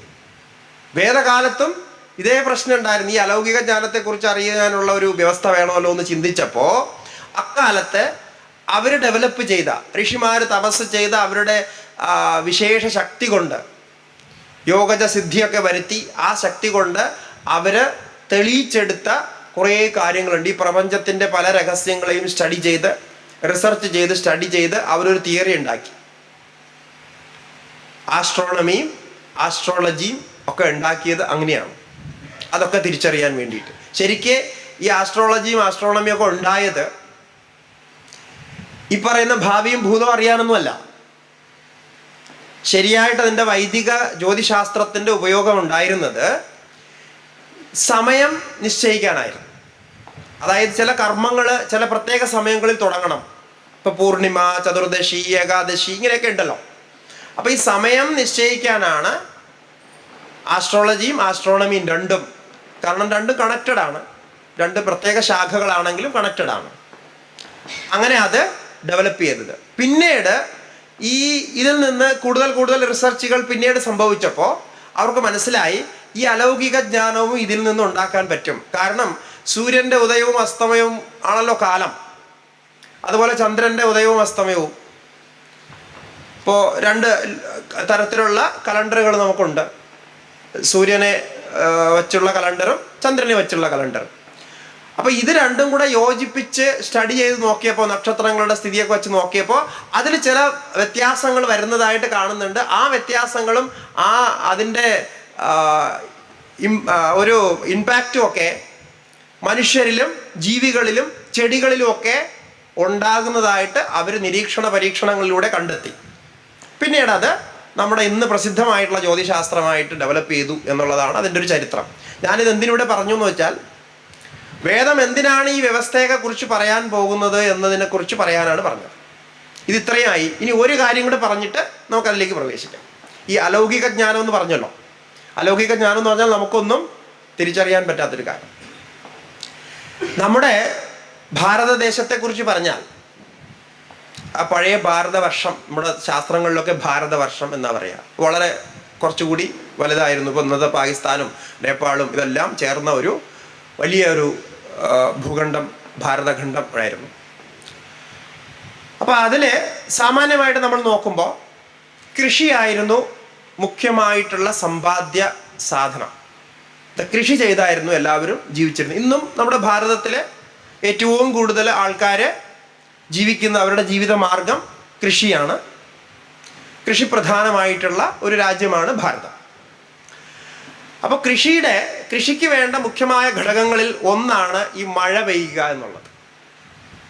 ഇത് രസകരമായ കാര്യമാണ്. എങ്ങനെയാണ് ആൾക്കാർ വേദത്തിലേക്ക് പോയത് എന്ന് നമുക്ക് ചിന്തിക്കുമ്പോൾ മനസ്സിലാക്കാൻ പറ്റുന്ന ഒരു അലൗകിക ജ്ഞാനത്തിൻ്റെ കഥയാണ്. കാരണം വേദത്തിലെ മഴ പെയ്യിക്കാനും അതിവൃഷ്ടി ഉണ്ടാകാതിരിക്കാനും, അങ്ങനെയൊക്കെ കാറ്റ് വരാതിരിക്കാൻ, ഉഷ്ണത കൂടാതിരിക്കാൻ ഒക്കെ ആയിട്ട് അതിനൊക്കെ കർമ്മങ്ങളും യാഗങ്ങളും സൂക്തങ്ങളും ഒക്കെ ഉണ്ട്. പർജന്യ സൂക്തം പോലുള്ള സൂക്തങ്ങളൊക്കെ ഉണ്ട്. അപ്പോൾ അങ്ങനെ മഴയെ ആശ്രയിച്ചാണ് കൃഷി ഉണ്ടാവുക. കാരണം മഴയില്ലെങ്കിൽ കൃഷി ചെയ്യുക അസംഭവമാണ്. പക്ഷെ ഈ മഴ എങ്ങനെയാ കൊണ്ടുവരാ? മഴ മനുഷ്യർക്ക് കൊണ്ടുവരാൻ കഴിയില്ല. അപ്പോൾ ഒരു അനാവൃഷ്ടി അവസ്ഥ വന്നാൽ, എല്ലാവരും കഷ്ടപ്പെട്ട് ചാകുന്ന ഒരവസ്ഥ വന്നാൽ, അതിൽ നിന്ന് രക്ഷിക്കാൻ, അതിൽ നിന്ന് ദേശത്തെ രക്ഷിക്കാൻ എന്താ ഒരു ഉപായം? അപ്പോൾ അത് മനുഷ്യരെല്ലാവരും കൂടെ ചേർന്ന് ശ്രമിച്ചാൽ, ഓടിയിട്ടും ബഹളം ഉണ്ടാക്കിയിട്ടും പിന്നെ സമരം ചെയ്തിട്ടും ഒന്നും മഴ കൊണ്ടുവരാൻ പറ്റില്ല. ഒരു ബുദ്ധിപ്രയോഗങ്ങളും അവിടെ നടക്കില്ല. ഇന്നിപ്പോൾ ആർട്ടിഫിഷ്യൽ മഴ പെയ്യിക്കുന്നുണ്ട്. അതൊരു പ്രത്യേക സമയത്തൊരു നിശ്ചിത എമൗണ്ടിൽ ചെയ്യാൻ പറ്റും. അത് ഗ്യാസസ് പ്രൊഡ്യൂസ് ചെയ്തിട്ടാണ് അങ്ങനെ ചെയ്യുന്നത്. ഇപ്പോൾ ഈ അടുത്ത കാലത്ത് ഒരു 10-20 വർഷം മുമ്പ് ഡെവലപ്പ് ചെയ്ത ഒരു കാര്യം. പക്ഷെ മഴയില്ലാതെ കൃഷിയില്ല, കൃഷിയില്ലാതെ അന്നമില്ല, അന്നമില്ലാതെ ജീവിതമില്ല, സമ്പാദ്യമില്ല, ഈ പറയുന്ന ധർമ്മ അർത്ഥശാസ്ത്രങ്ങളൊന്നും നടക്കില്ല, ഭഗവാനെ പ്രാർത്ഥിക്കാൻ പറ്റില്ല, യജ്ഞം നടക്കില്ല, യാഗം നടക്കില്ല, അമ്പലങ്ങളിൽ പ്രസാദം ഉണ്ടാവില്ല, ഒന്നും ഉണ്ടാവില്ല, എല്ലാവരും ചത്തടിയുന്നൊരവസ്ഥ വരും. വളരെ അപായമുള്ളൊരവസ്ഥ. കാരണം കൃഷി ആധാരിതമാണ് ഇതെല്ലാം. അങ്ങനെ വന്നപ്പോൾ അവരാലോചിക്കാൻ തുടങ്ങി, ഈ മഴ മുകളിൽ നിന്നാണ് വരുന്നത്, എന്താണ് ഈ മഴ ഉണ്ടാക്കാനുള്ളൊരു ഉപായം? ലൗകിക ഉപായങ്ങളൊക്കെ ചിന്തിച്ചിട്ട് ഒരു അന്തവും കിട്ടിയില്ല, എങ്ങനെയാണ് മഴയെ മുകളിൽ കൊണ്ടുപോയിട്ട് ഉണ്ടാക്കുക എന്നുള്ള. ഇതൊരു പ്രോസസ്സാണെന്ന് അവർ കണ്ടുപിടിച്ചു.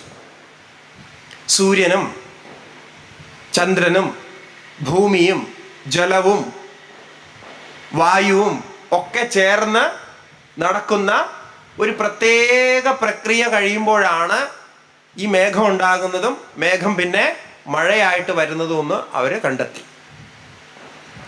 അപ്പൊ അങ്ങനെയാണെങ്കിൽ എന്താ ചെയ്യുക? അതിനൊരു ഉപായമായിട്ട് എന്തെങ്കിലും നമുക്ക് ഉണ്ടാക്കണം. അങ്ങനെ ആ ഒരു ഉപായത്തെക്കുറിച്ച് ചിന്തിച്ചിട്ടാണ് അവര് അക്കാലത്ത് ഋഷിമാര് അത് ലോകരക്ഷയ്ക്കാണെന്ന് ആലോചിക്കണം.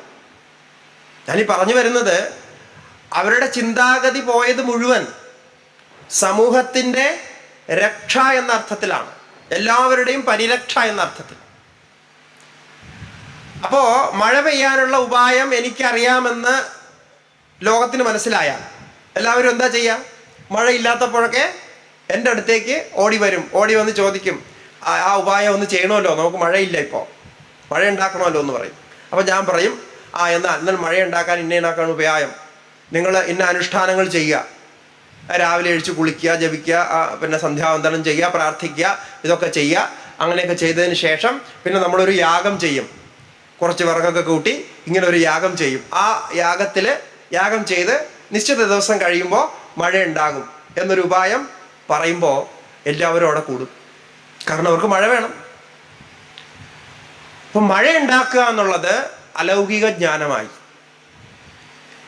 അത് വേദത്തിൽ അതിന് ഉപായം പറഞ്ഞു, ഋഷികൾ അതിന് ഉപായം കണ്ടെത്തി അതിനെ പറഞ്ഞു.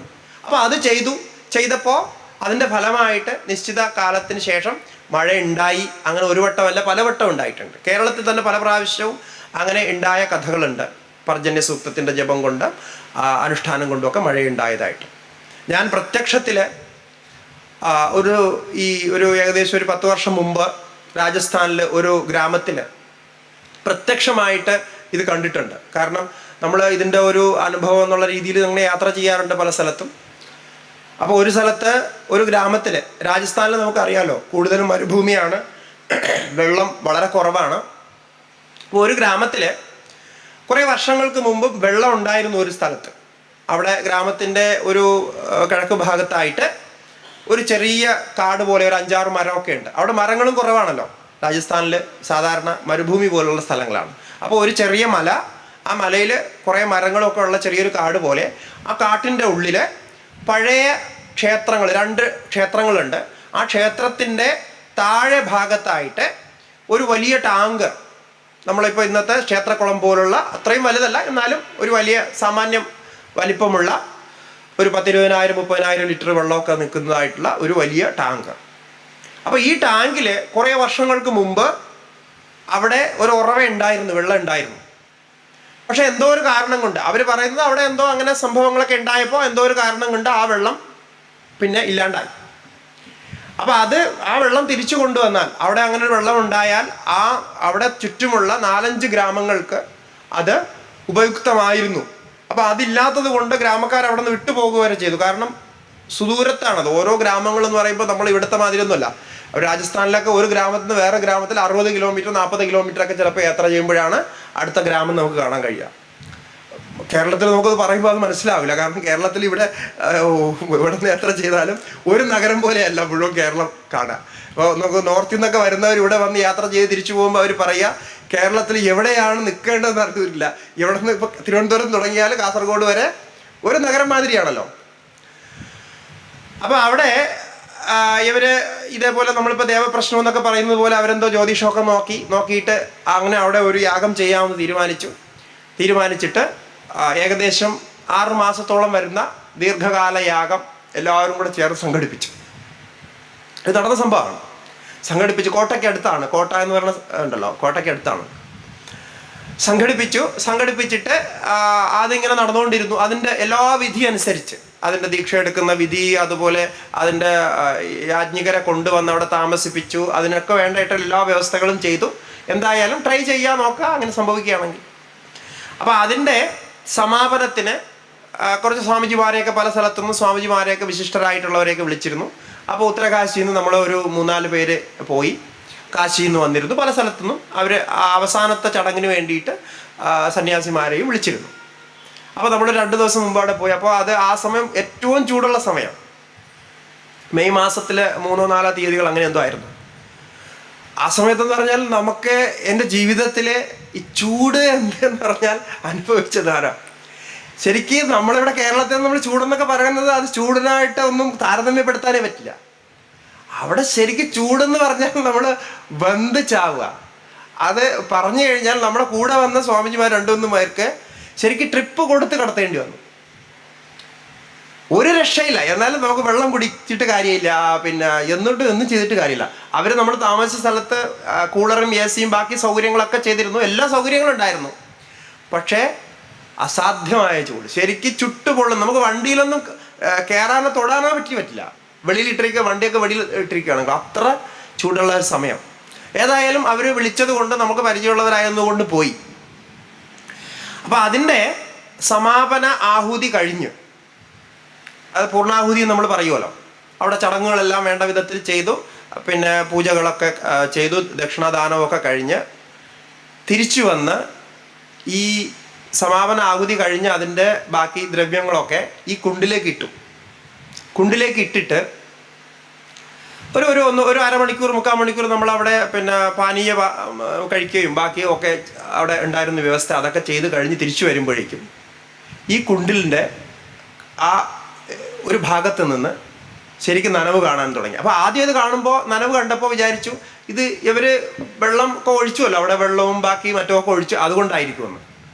പക്ഷേ അതിലുണ്ടായിരുന്ന മറ്റൊരു സ്വാമിജി അദ്ദേഹം പറഞ്ഞ് അവിടെ ഒരു നനവ് കാണുന്നുണ്ട്, ചിലപ്പോൾ അത് ഉറവ വന്നതാവാൻ സാധ്യതയുണ്ട്, നമുക്കൊന്ന് ആരെങ്കിലും കൊണ്ട് ട്രൈ ചെയ്യിക്കാം. പിന്നെ ഒരാളെ ആ കുണ്ടിലേക്ക് ഇറക്കി നമ്മളിപ്പോൾ കിണറൊക്കെ കുഴിക്കുന്നത് പോലെ അവിടെ ഇങ്ങനെ കുഴിക്കുമ്പോൾ ശരിക്ക് വെള്ളം ഊറി വന്നു തുടങ്ങി, ഉറവ വരാൻ തുടങ്ങി. ഒന്ന് ആലോചിച്ച് നോക്കുക. എല്ലാവർക്കും വലിയ സന്തോഷമായി. ആൾക്കാരൊക്കെ കൂവി വിളിക്കാനും അതുകൊണ്ട് ബളം ഉണ്ടാക്കാനും എന്താ പറയുക, ഇപ്പം നമ്മൾ പറയുമ്പോൾ തന്നെ എനിക്ക് രോമാഞ്ചം ഉണ്ടാകുന്നുണ്ട് അത്രയധികം. കാരണം സത്യം നോക്കുക, ഇത്രയും കാലം അവരെ ആ ധനം അവരുപയോഗിച്ച് ചെയ്ത ധനം സമ്പാദിച്ചതിൻ്റെ കഥ നമ്മൾ നോക്കിക്കഴിഞ്ഞാൽ ഓരോ ഗ്രാമത്തിൽ നിന്നും എടുത്ത്, കാരണം അത് നടക്കേണ്ട സംഭവമാണ്. അവിടെ വന്നു, പിന്നെ അതൊക്കെ കൊട്ടിഘോഷിച്ച് ആഘോഷിച്ച് ഫോട്ടോ എടുത്ത് എല്ലാവരും അറിയിച്ചു. അത് കഴിഞ്ഞ് അവിടെ 3 ദിവസം കൊണ്ട് നമ്മളവിടെ നിന്ന് 2 ദിവസം, രണ്ടാമത്തെ ദിവസമാണ് നമ്മളവിടെ തിരിക്കുന്നത്. കാരണം അവർക്ക് എന്തോ ഒരു നിയമം ഉണ്ടായിരുന്നു, അടുത്ത ദിവസം കൂടെ അവിടെ നിൽക്കണമെന്ന്. അങ്ങനെ അത് കഴിഞ്ഞിട്ട് രണ്ടാമത്തെ ദിവസം നമ്മളവിടെ തിരിക്കുമ്പോൾ വീണ്ടും നമ്മൾക്ക് ആകാംക്ഷ കൊണ്ട് അവിടെ പോയപ്പോൾ ശരിക്ക് നമ്മുടെ ഒരു വലിയ ഒരു പാത്രത്തിൽ നിറയുന്ന അത്രയും വെള്ളം ഈ സമയം കൊണ്ട് അവിടെ നിറഞ്ഞു. അത് ഏറ്റവും ചൂടുള്ള സമയത്താണെന്ന് ആലോചിക്കണം. പിന്നീട് ആ ഉറവ രണ്ടാമത് വന്നു എന്നുള്ളതാണ്. ഇതൊരു സത്യമായിട്ടുള്ള സംഭവമാണ്. അപ്പോൾ ഇതിന് എന്തോ ഒരു സത്യമുണ്ട് എന്നുള്ളത് ഉറപ്പാണ്. അതൊരു അലൗകികമാണ്. ഇതിന് ഒരു സയൻറ്റിഫിക് റീസണും പറയാൻ പറ്റില്ല. അപ്പോൾ നമ്മൾ സയൻസിൽ പഠിച്ചു കഴിഞ്ഞാൽ അവർ പറയുന്നത് ഇത്രയും കാലം അതിന് ചുറ്റും, അപ്പോൾ അവിടെ ഹോമകുണ്ടം ഉണ്ടാക്കിയെന്ന് പറഞ്ഞു കഴിഞ്ഞാൽ വലിയൊരു ഹോമകുണ്ടമാണ്. കാരണം ഈ 6 മാസം മുഴുവൻ നിരന്തരം നിൽക്കാൻ വേണ്ടിയിട്ട്. അപ്പോൾ അവർ പറഞ്ഞ റീസൺ, പിന്നീട് ഞാൻ പത്രത്തിൽ അവർ ഡിസ്കസ് ചെയ്തതായിട്ടൊക്കെ അറിഞ്ഞ റീസൺ, ഇത്രയും വലിയ ഹോമകുണ്ടത്തിൽ ഇത്രയും കാലം തീ ചൂടായിട്ട് കത്തിക്കൊണ്ടിരുന്നത് കൊണ്ട് ഈ ചൂട് പോയിട്ട് ഭൂമിക്കുള്ളിൽ ചൂടുണ്ടാക്കിയിട്ട് ബാഷ്പീകരണം നടന്ന് എന്താ പറഞ്ഞാൽ അവരുടെ ഒരു പ്രക്രിയ, അവരുടെ ഒരു ഗ്യാസിൻ്റെ ഒക്കെ പ്രൊഡ്യൂസറൊക്കെ ഉണ്ടായെന്നൊക്കെ പറഞ്ഞ് എന്തായാലും അവിടെ വെള്ളം കണ്ടു. അത് നമ്മൾ പ്രത്യക്ഷത്തിൽ കണ്ട കാര്യമാണ്. അപ്പം ഇങ്ങനെയുള്ള അലൗകിക ജ്ഞാനങ്ങൾ അത് ഏത് പറഞ്ഞു തരുന്നുവോ അതിനെയാണ് വേദമായിട്ട് പറയുന്നത്. അതാണ് വേദത്തിൻ്റെ ഡെഫിനിഷൻ പറയുന്നത്. പ്രത്യക്ഷേണ അനുമീത്യാവ യസ്തുപായോ ന വിദ്യതേ ഏതം വിന്ദന്തി വേദേന തസ്മാത് വേദസ്യ വേദത. ശ്ലോകത്തിൻ്റെ താല്പര്യം വളരെ സ്പഷ്ടമാണ്. പ്രത്യക്ഷം കൊണ്ടോ അനുമാനം കൊണ്ടോ, പ്രത്യക്ഷേണ അനുമീത്യാവ യസ്തു ഉപായോ ന വിദ്യത. പ്രത്യക്ഷവും അനുമാനവും ലൗകികമായ ഉപായങ്ങൾ നമുക്ക് ഏത് വിഷയത്തിൽ ഇല്ലയോ, നമ്മുടെ ബുദ്ധി കൊണ്ടും നമ്മുടെ ശാരീരിക മാനസിക കഴിവുകൾ കൊണ്ടൊന്നും ചെയ്യാൻ കഴിയാത്തതൊന്നുണ്ടെങ്കിൽ ഒരു ഉപായം നമുക്ക് വേണമെന്നുണ്ടെങ്കിൽ ഏതം വിന്ദന്തി വേദേന, അതാണ് നമുക്ക് ശാസ്ത്രം പറഞ്ഞു തരുന്നത്, അതാണ് ഋഷിമാർ നമുക്ക് പറഞ്ഞു തരുന്നത്. അല്ലാതെ നമുക്ക് ചെയ്യാൻ പറ്റുന്ന, നമുക്ക് സൗകര്യമായിട്ട് പ്രാപ്തമാകുന്ന ഒരു കാര്യത്തെക്കുറിച്ചല്ല പറയുന്നത്. വേദത്തിൻ്റെ വേദത എന്ന് പറയുന്നത്, വേദത്വം എന്താണെന്ന് ചോദിച്ചു കഴിഞ്ഞാൽ യസ്തുപായോ ന വിദ്യതേ ഏതം വിന്ദന്തി വേദേന തസ്മാത് വേദസ്യ വേദത, അതാണ് വേദം. അതാണ് നമ്മുടെ സനാതന ധർമ്മത്തിൻ്റെ അടിസ്ഥാന ഗ്രന്ഥങ്ങൾ. അപ്പോൾ എന്തൊക്കെയാണ് നമ്മൾ പറഞ്ഞത്? സനാതന ധർമ്മത്തിൻ്റെ തത്വശാസ്ത്രം എന്ന് പറയുന്നത് എല്ലാവർക്കും ഉള്ളതാണ്. അതൊരു ധർമ്മശാസ്ത്രമാണ്, അതൊരു ജീവിത ശാസ്ത്രമാണ്. അത് വിഭാഗം ചെയ്ത് ആക്കി മാറ്റിയത് മറ്റ് വിചാരങ്ങൾ, അതിന് വേദത്തെ അംഗീകരിക്കാത്ത വിചാരങ്ങളും സിദ്ധാന്തങ്ങളും ഒക്കെ വന്നപ്പോൾ അതിനെ പ്രത്യേകിച്ച് പറയേണ്ടി വന്നു എന്ന് മാത്രം. എന്നാലും അത് അംഗീകരിക്കാത്തതൊന്നുമില്ല, എല്ലാവരെയും അംഗീകരിക്കുന്നുണ്ട്, എല്ലാവരെയും ഉൾക്കൊള്ളുന്നതുകൊണ്ട്, എല്ലാ സിദ്ധാന്തങ്ങളെയും അംഗീകരിക്കുന്നതുകൊണ്ട്, എല്ലാ ദേശത്തെയും കാലത്തെയും അവസ്ഥകളെയും മനുഷ്യരെയും ഒക്കെ അംഗീകരിക്കുന്ന സിദ്ധാന്തമാണ് സനാതന ധർമ്മം. കാരണം അങ്ങനെ പറ്റുള്ളൂ, അവിടെയാണ് അതിൻ്റെ മുഖ്യമായിട്ടുള്ള സിദ്ധാന്തം നിൽക്കുന്നത്. ആ സിദ്ധാന്തത്തെ ഒരു ജീവിതത്തിൽ മനസ്സിലാക്കി അംഗീകരിച്ച് ജീവിക്കാനുള്ള വ്യവസ്ഥയാണ് നമ്മളീ പറയുന്ന ധർമ്മങ്ങൾ എന്ന് പറയുന്നത്. ആചരണങ്ങൾ, അനുഷ്ഠാനങ്ങൾ, വേദത്തിൽ വിധിച്ചിട്ടുള്ള കർമ്മങ്ങളൊക്കെ ഈ വ്യവസ്ഥയുടെ ഭാഗമായിട്ടാണ്. ആ വ്യവസ്ഥ അനുസരിച്ച് നമുക്ക് ജീവിക്കാൻ കഴിഞ്ഞാൽ, നേരത്തെ ഞാൻ പറഞ്ഞതുപോലെ സമൂഹത്തിലും വ്യവസ്ഥയുണ്ടാകും, ഗൃഹങ്ങളിലും വ്യവസ്ഥയുണ്ടാകും, വ്യക്തിയുടെ ജീവിതത്തിലും വ്യവസ്ഥയുണ്ടാകും.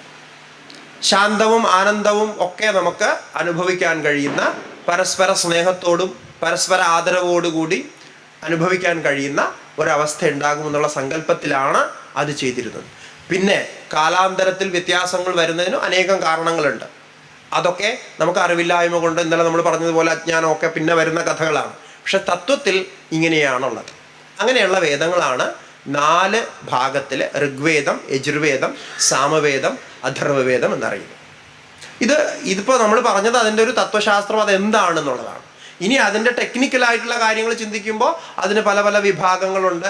നേരത്തെ പറഞ്ഞതുപോലെ പ്രക്രിയകൾ, പല മെത്തഡോളജി ഉപയോഗിക്കുന്നുണ്ട്. സയൻറ്റിഫിക് ആയിട്ടുള്ള കുറേ കണ്ടുപിടുത്തങ്ങൾ അതിൻ്റെ മഹാത്മ്യമായിട്ട് പറയാനുണ്ട്. ഇപ്പം നേരത്തെ പറഞ്ഞതുപോലെ സയൻസിന് കണ്ടെത്താൻ പറ്റാത്ത കുറേ കാര്യങ്ങളും അതിൽ പറയുന്നുണ്ട്. ഇങ്ങനെ നമ്മൾ ഇതുവരെയും കണ്ടിട്ടില്ലാത്തതും കേട്ടില്ലാത്തതുമായിട്ടുള്ള അലൗകികമായിട്ടുള്ള കാര്യങ്ങളെക്കുറിച്ചും അതിൽ ചർച്ച ചെയ്യുന്നുണ്ട്. കുറേ സാങ്കല്പികമായിട്ടുള്ള വിചാരങ്ങൾ, സാങ്കല്പികമായിട്ടുള്ള ഉപദേശങ്ങളുണ്ട്. അതങ്ങനെ പാലിച്ചാൽ നമുക്ക് കുറേ ഗുണങ്ങളുണ്ടാകും. അതുപോലെ നമ്മുടെ ശരീരത്തിനും മനസ്സിനും വേണ്ടതായിട്ടുള്ള, ഇപ്പോൾ ആയുർവേദം തുടങ്ങിയിട്ടുള്ള അത്തരം കാര്യങ്ങളെക്കുറിച്ചുണ്ട്. ഇങ്ങനെ കുറേ സയൻറ്റിഫിക് ആയിട്ടുള്ള കാര്യങ്ങളുണ്ട്. അതൊക്കെ നമ്മൾ വരുന്ന ഭാഗങ്ങളിൽ ചർച്ച ചെയ്യും, എന്തൊക്കെയാണ് അവിടെ പറഞ്ഞിരിക്കുന്നത്. അപ്പോൾ അത് ഇന്ന് നമുക്ക് മനസ്സിലാക്കാൻ പറ്റുന്ന രീതിയിൽ ചിന്തിക്കുമ്പോൾ ഇതൊക്കെയാണ് അതിൻ്റെ ഒരു സാരം എന്ന്. സമയം വീണ്ടും കഴിഞ്ഞുപോയി. ഞാനൊരു 15 മിനിറ്റ് മുമ്പ് നിർത്തണമെന്നാണ് വിചാരിച്ചത്. ആ കഥയിലേക്ക് കടന്നുകൊണ്ട് സമയം 15 മിനിറ്റ് അങ്ങോട്ട് പോയി. അപ്പോൾ ചോദ്യങ്ങൾ ഉണ്ടാകുമെന്ന് വിചാരിക്കുന്നു. അങ്ങനെയുള്ള ചോദ്യങ്ങൾ ഉണ്ടെങ്കിൽ അത് എഴുതി കൊടുക്കുക. ഇപ്പോൾ ആരെങ്കിലും ഒന്ന് എഴുതി കൊണ്ടുവന്നിട്ടുണ്ടോ ചോദ്യങ്ങൾ? ഇല്ല. അങ്ങനെ ചോദ്യങ്ങൾ ഉണ്ടെങ്കിൽ, കാരണം ഇന്നലെ സംസാരിച്ച കാര്യത്തിൽ ചോദ്യങ്ങൾ ഉണ്ടാക്കാൻ കുറച്ച് ബുദ്ധിമുട്ടാണ്. കാരണം നേരത്തെ പറഞ്ഞതുപോലെ അവിടെ ചോദ്യങ്ങൾ ഉണ്ടാക്കുക കുറച്ച് ബുദ്ധിമുട്ടാണ്. പക്ഷെ ഇനി വരുന്ന കാര്യങ്ങൾ, ഇപ്പം ഇന്ന് സംസാരിച്ചതിലും ഇനി വരുന്ന കാര്യങ്ങളിലും ചോദ്യങ്ങൾ ഉണ്ടാകാം. അപ്പോൾ ആ ചോദ്യങ്ങൾ ചിന്തിച്ച് വ്യക്തമായിട്ട് മലയാള ഭാഷയിൽ എഴുതി ഇവിടെ സംഘാടകരെടുത്തോ അല്ലെങ്കിൽ നമ്മളോടൊപ്പം വരുന്ന ആരെങ്കിലും എടുത്തോ അല്ലെങ്കിൽ ഇവിടെ വയ്ക്കുകയോ ചെയ്താൽ നമുക്ക് നിശ്ചിത സമയം കഴിഞ്ഞിട്ട് ചോദ്യങ്ങൾ ഉണ്ടെങ്കിൽ ആ ചോദ്യങ്ങളെ പ്രവേശിക്കാം. അല്ലാതെ നമ്മൾ നേരിട്ട് ചോദിക്കുന്നതായി കഴിഞ്ഞാൽ അത് ചോദ്യം തയ്യാറാക്കാൻ സമയമെടുക്കും. പിന്നെ ചോദ്യം പറയുന്നത് ഞാൻ മനസ്സിലാക്കണം, പിന്നെ അതിന് ഉത്തരം പറയണമെന്ന് പറയുമ്പോൾ സമയം അധികം എടുക്കും. ഇനിയും നമുക്ക് കുറേ സമയം ഉണ്ടെങ്കിൽ അങ്ങനെയൊക്കെ ചെയ്യാം. അപ്പോൾ എഴുതി തരുമ്പോൾ വ്യക്തമാവും പറയുന്നവർക്കും കേൾക്കുന്നവർക്കും. അപ്പോൾ അങ്ങനെ ചോദ്യങ്ങൾ എഴുതി കൊണ്ടുവരിക. ഏത് രീതിയിലുള്ള ചോദ്യമായാലും എനിക്കറിയാവുന്ന രീതിയിൽ, ഞാൻ മനസ്സിലാക്കിയിട്ടുള്ള രീതിയിൽ അതിനെന്തെങ്കിലും സമാധാനമുണ്ടെങ്കിൽ അത് പറഞ്ഞു തരാം. അങ്ങനെ ഇനി വരുന്ന ദിവസങ്ങൾ, ഇനി നമ്മൾ 3 ദിവസം 9-ാം തീയതി വരെ ഉണ്ട്. ആ ദിവസങ്ങളിൽ അങ്ങനെ നമുക്ക് ചിന്തിക്കാം. ഹരിഃ ഓം. പൂർണ്ണമതഃ പൂർണ്ണമിദം പൂർണ്ണാത് പൂർണ്ണമുദച്യത്തെ പൂർണ്ണസ്യ പൂർണ്ണമാദായ പൂർണ്ണമേവാവശിഷ്യത്തെ. ഓം ശാന്തി ശാന്തി ശാന്തി. ശ്രീ ഗുരുഭ്യോ നമഃ. ഹരിഃ ഓം.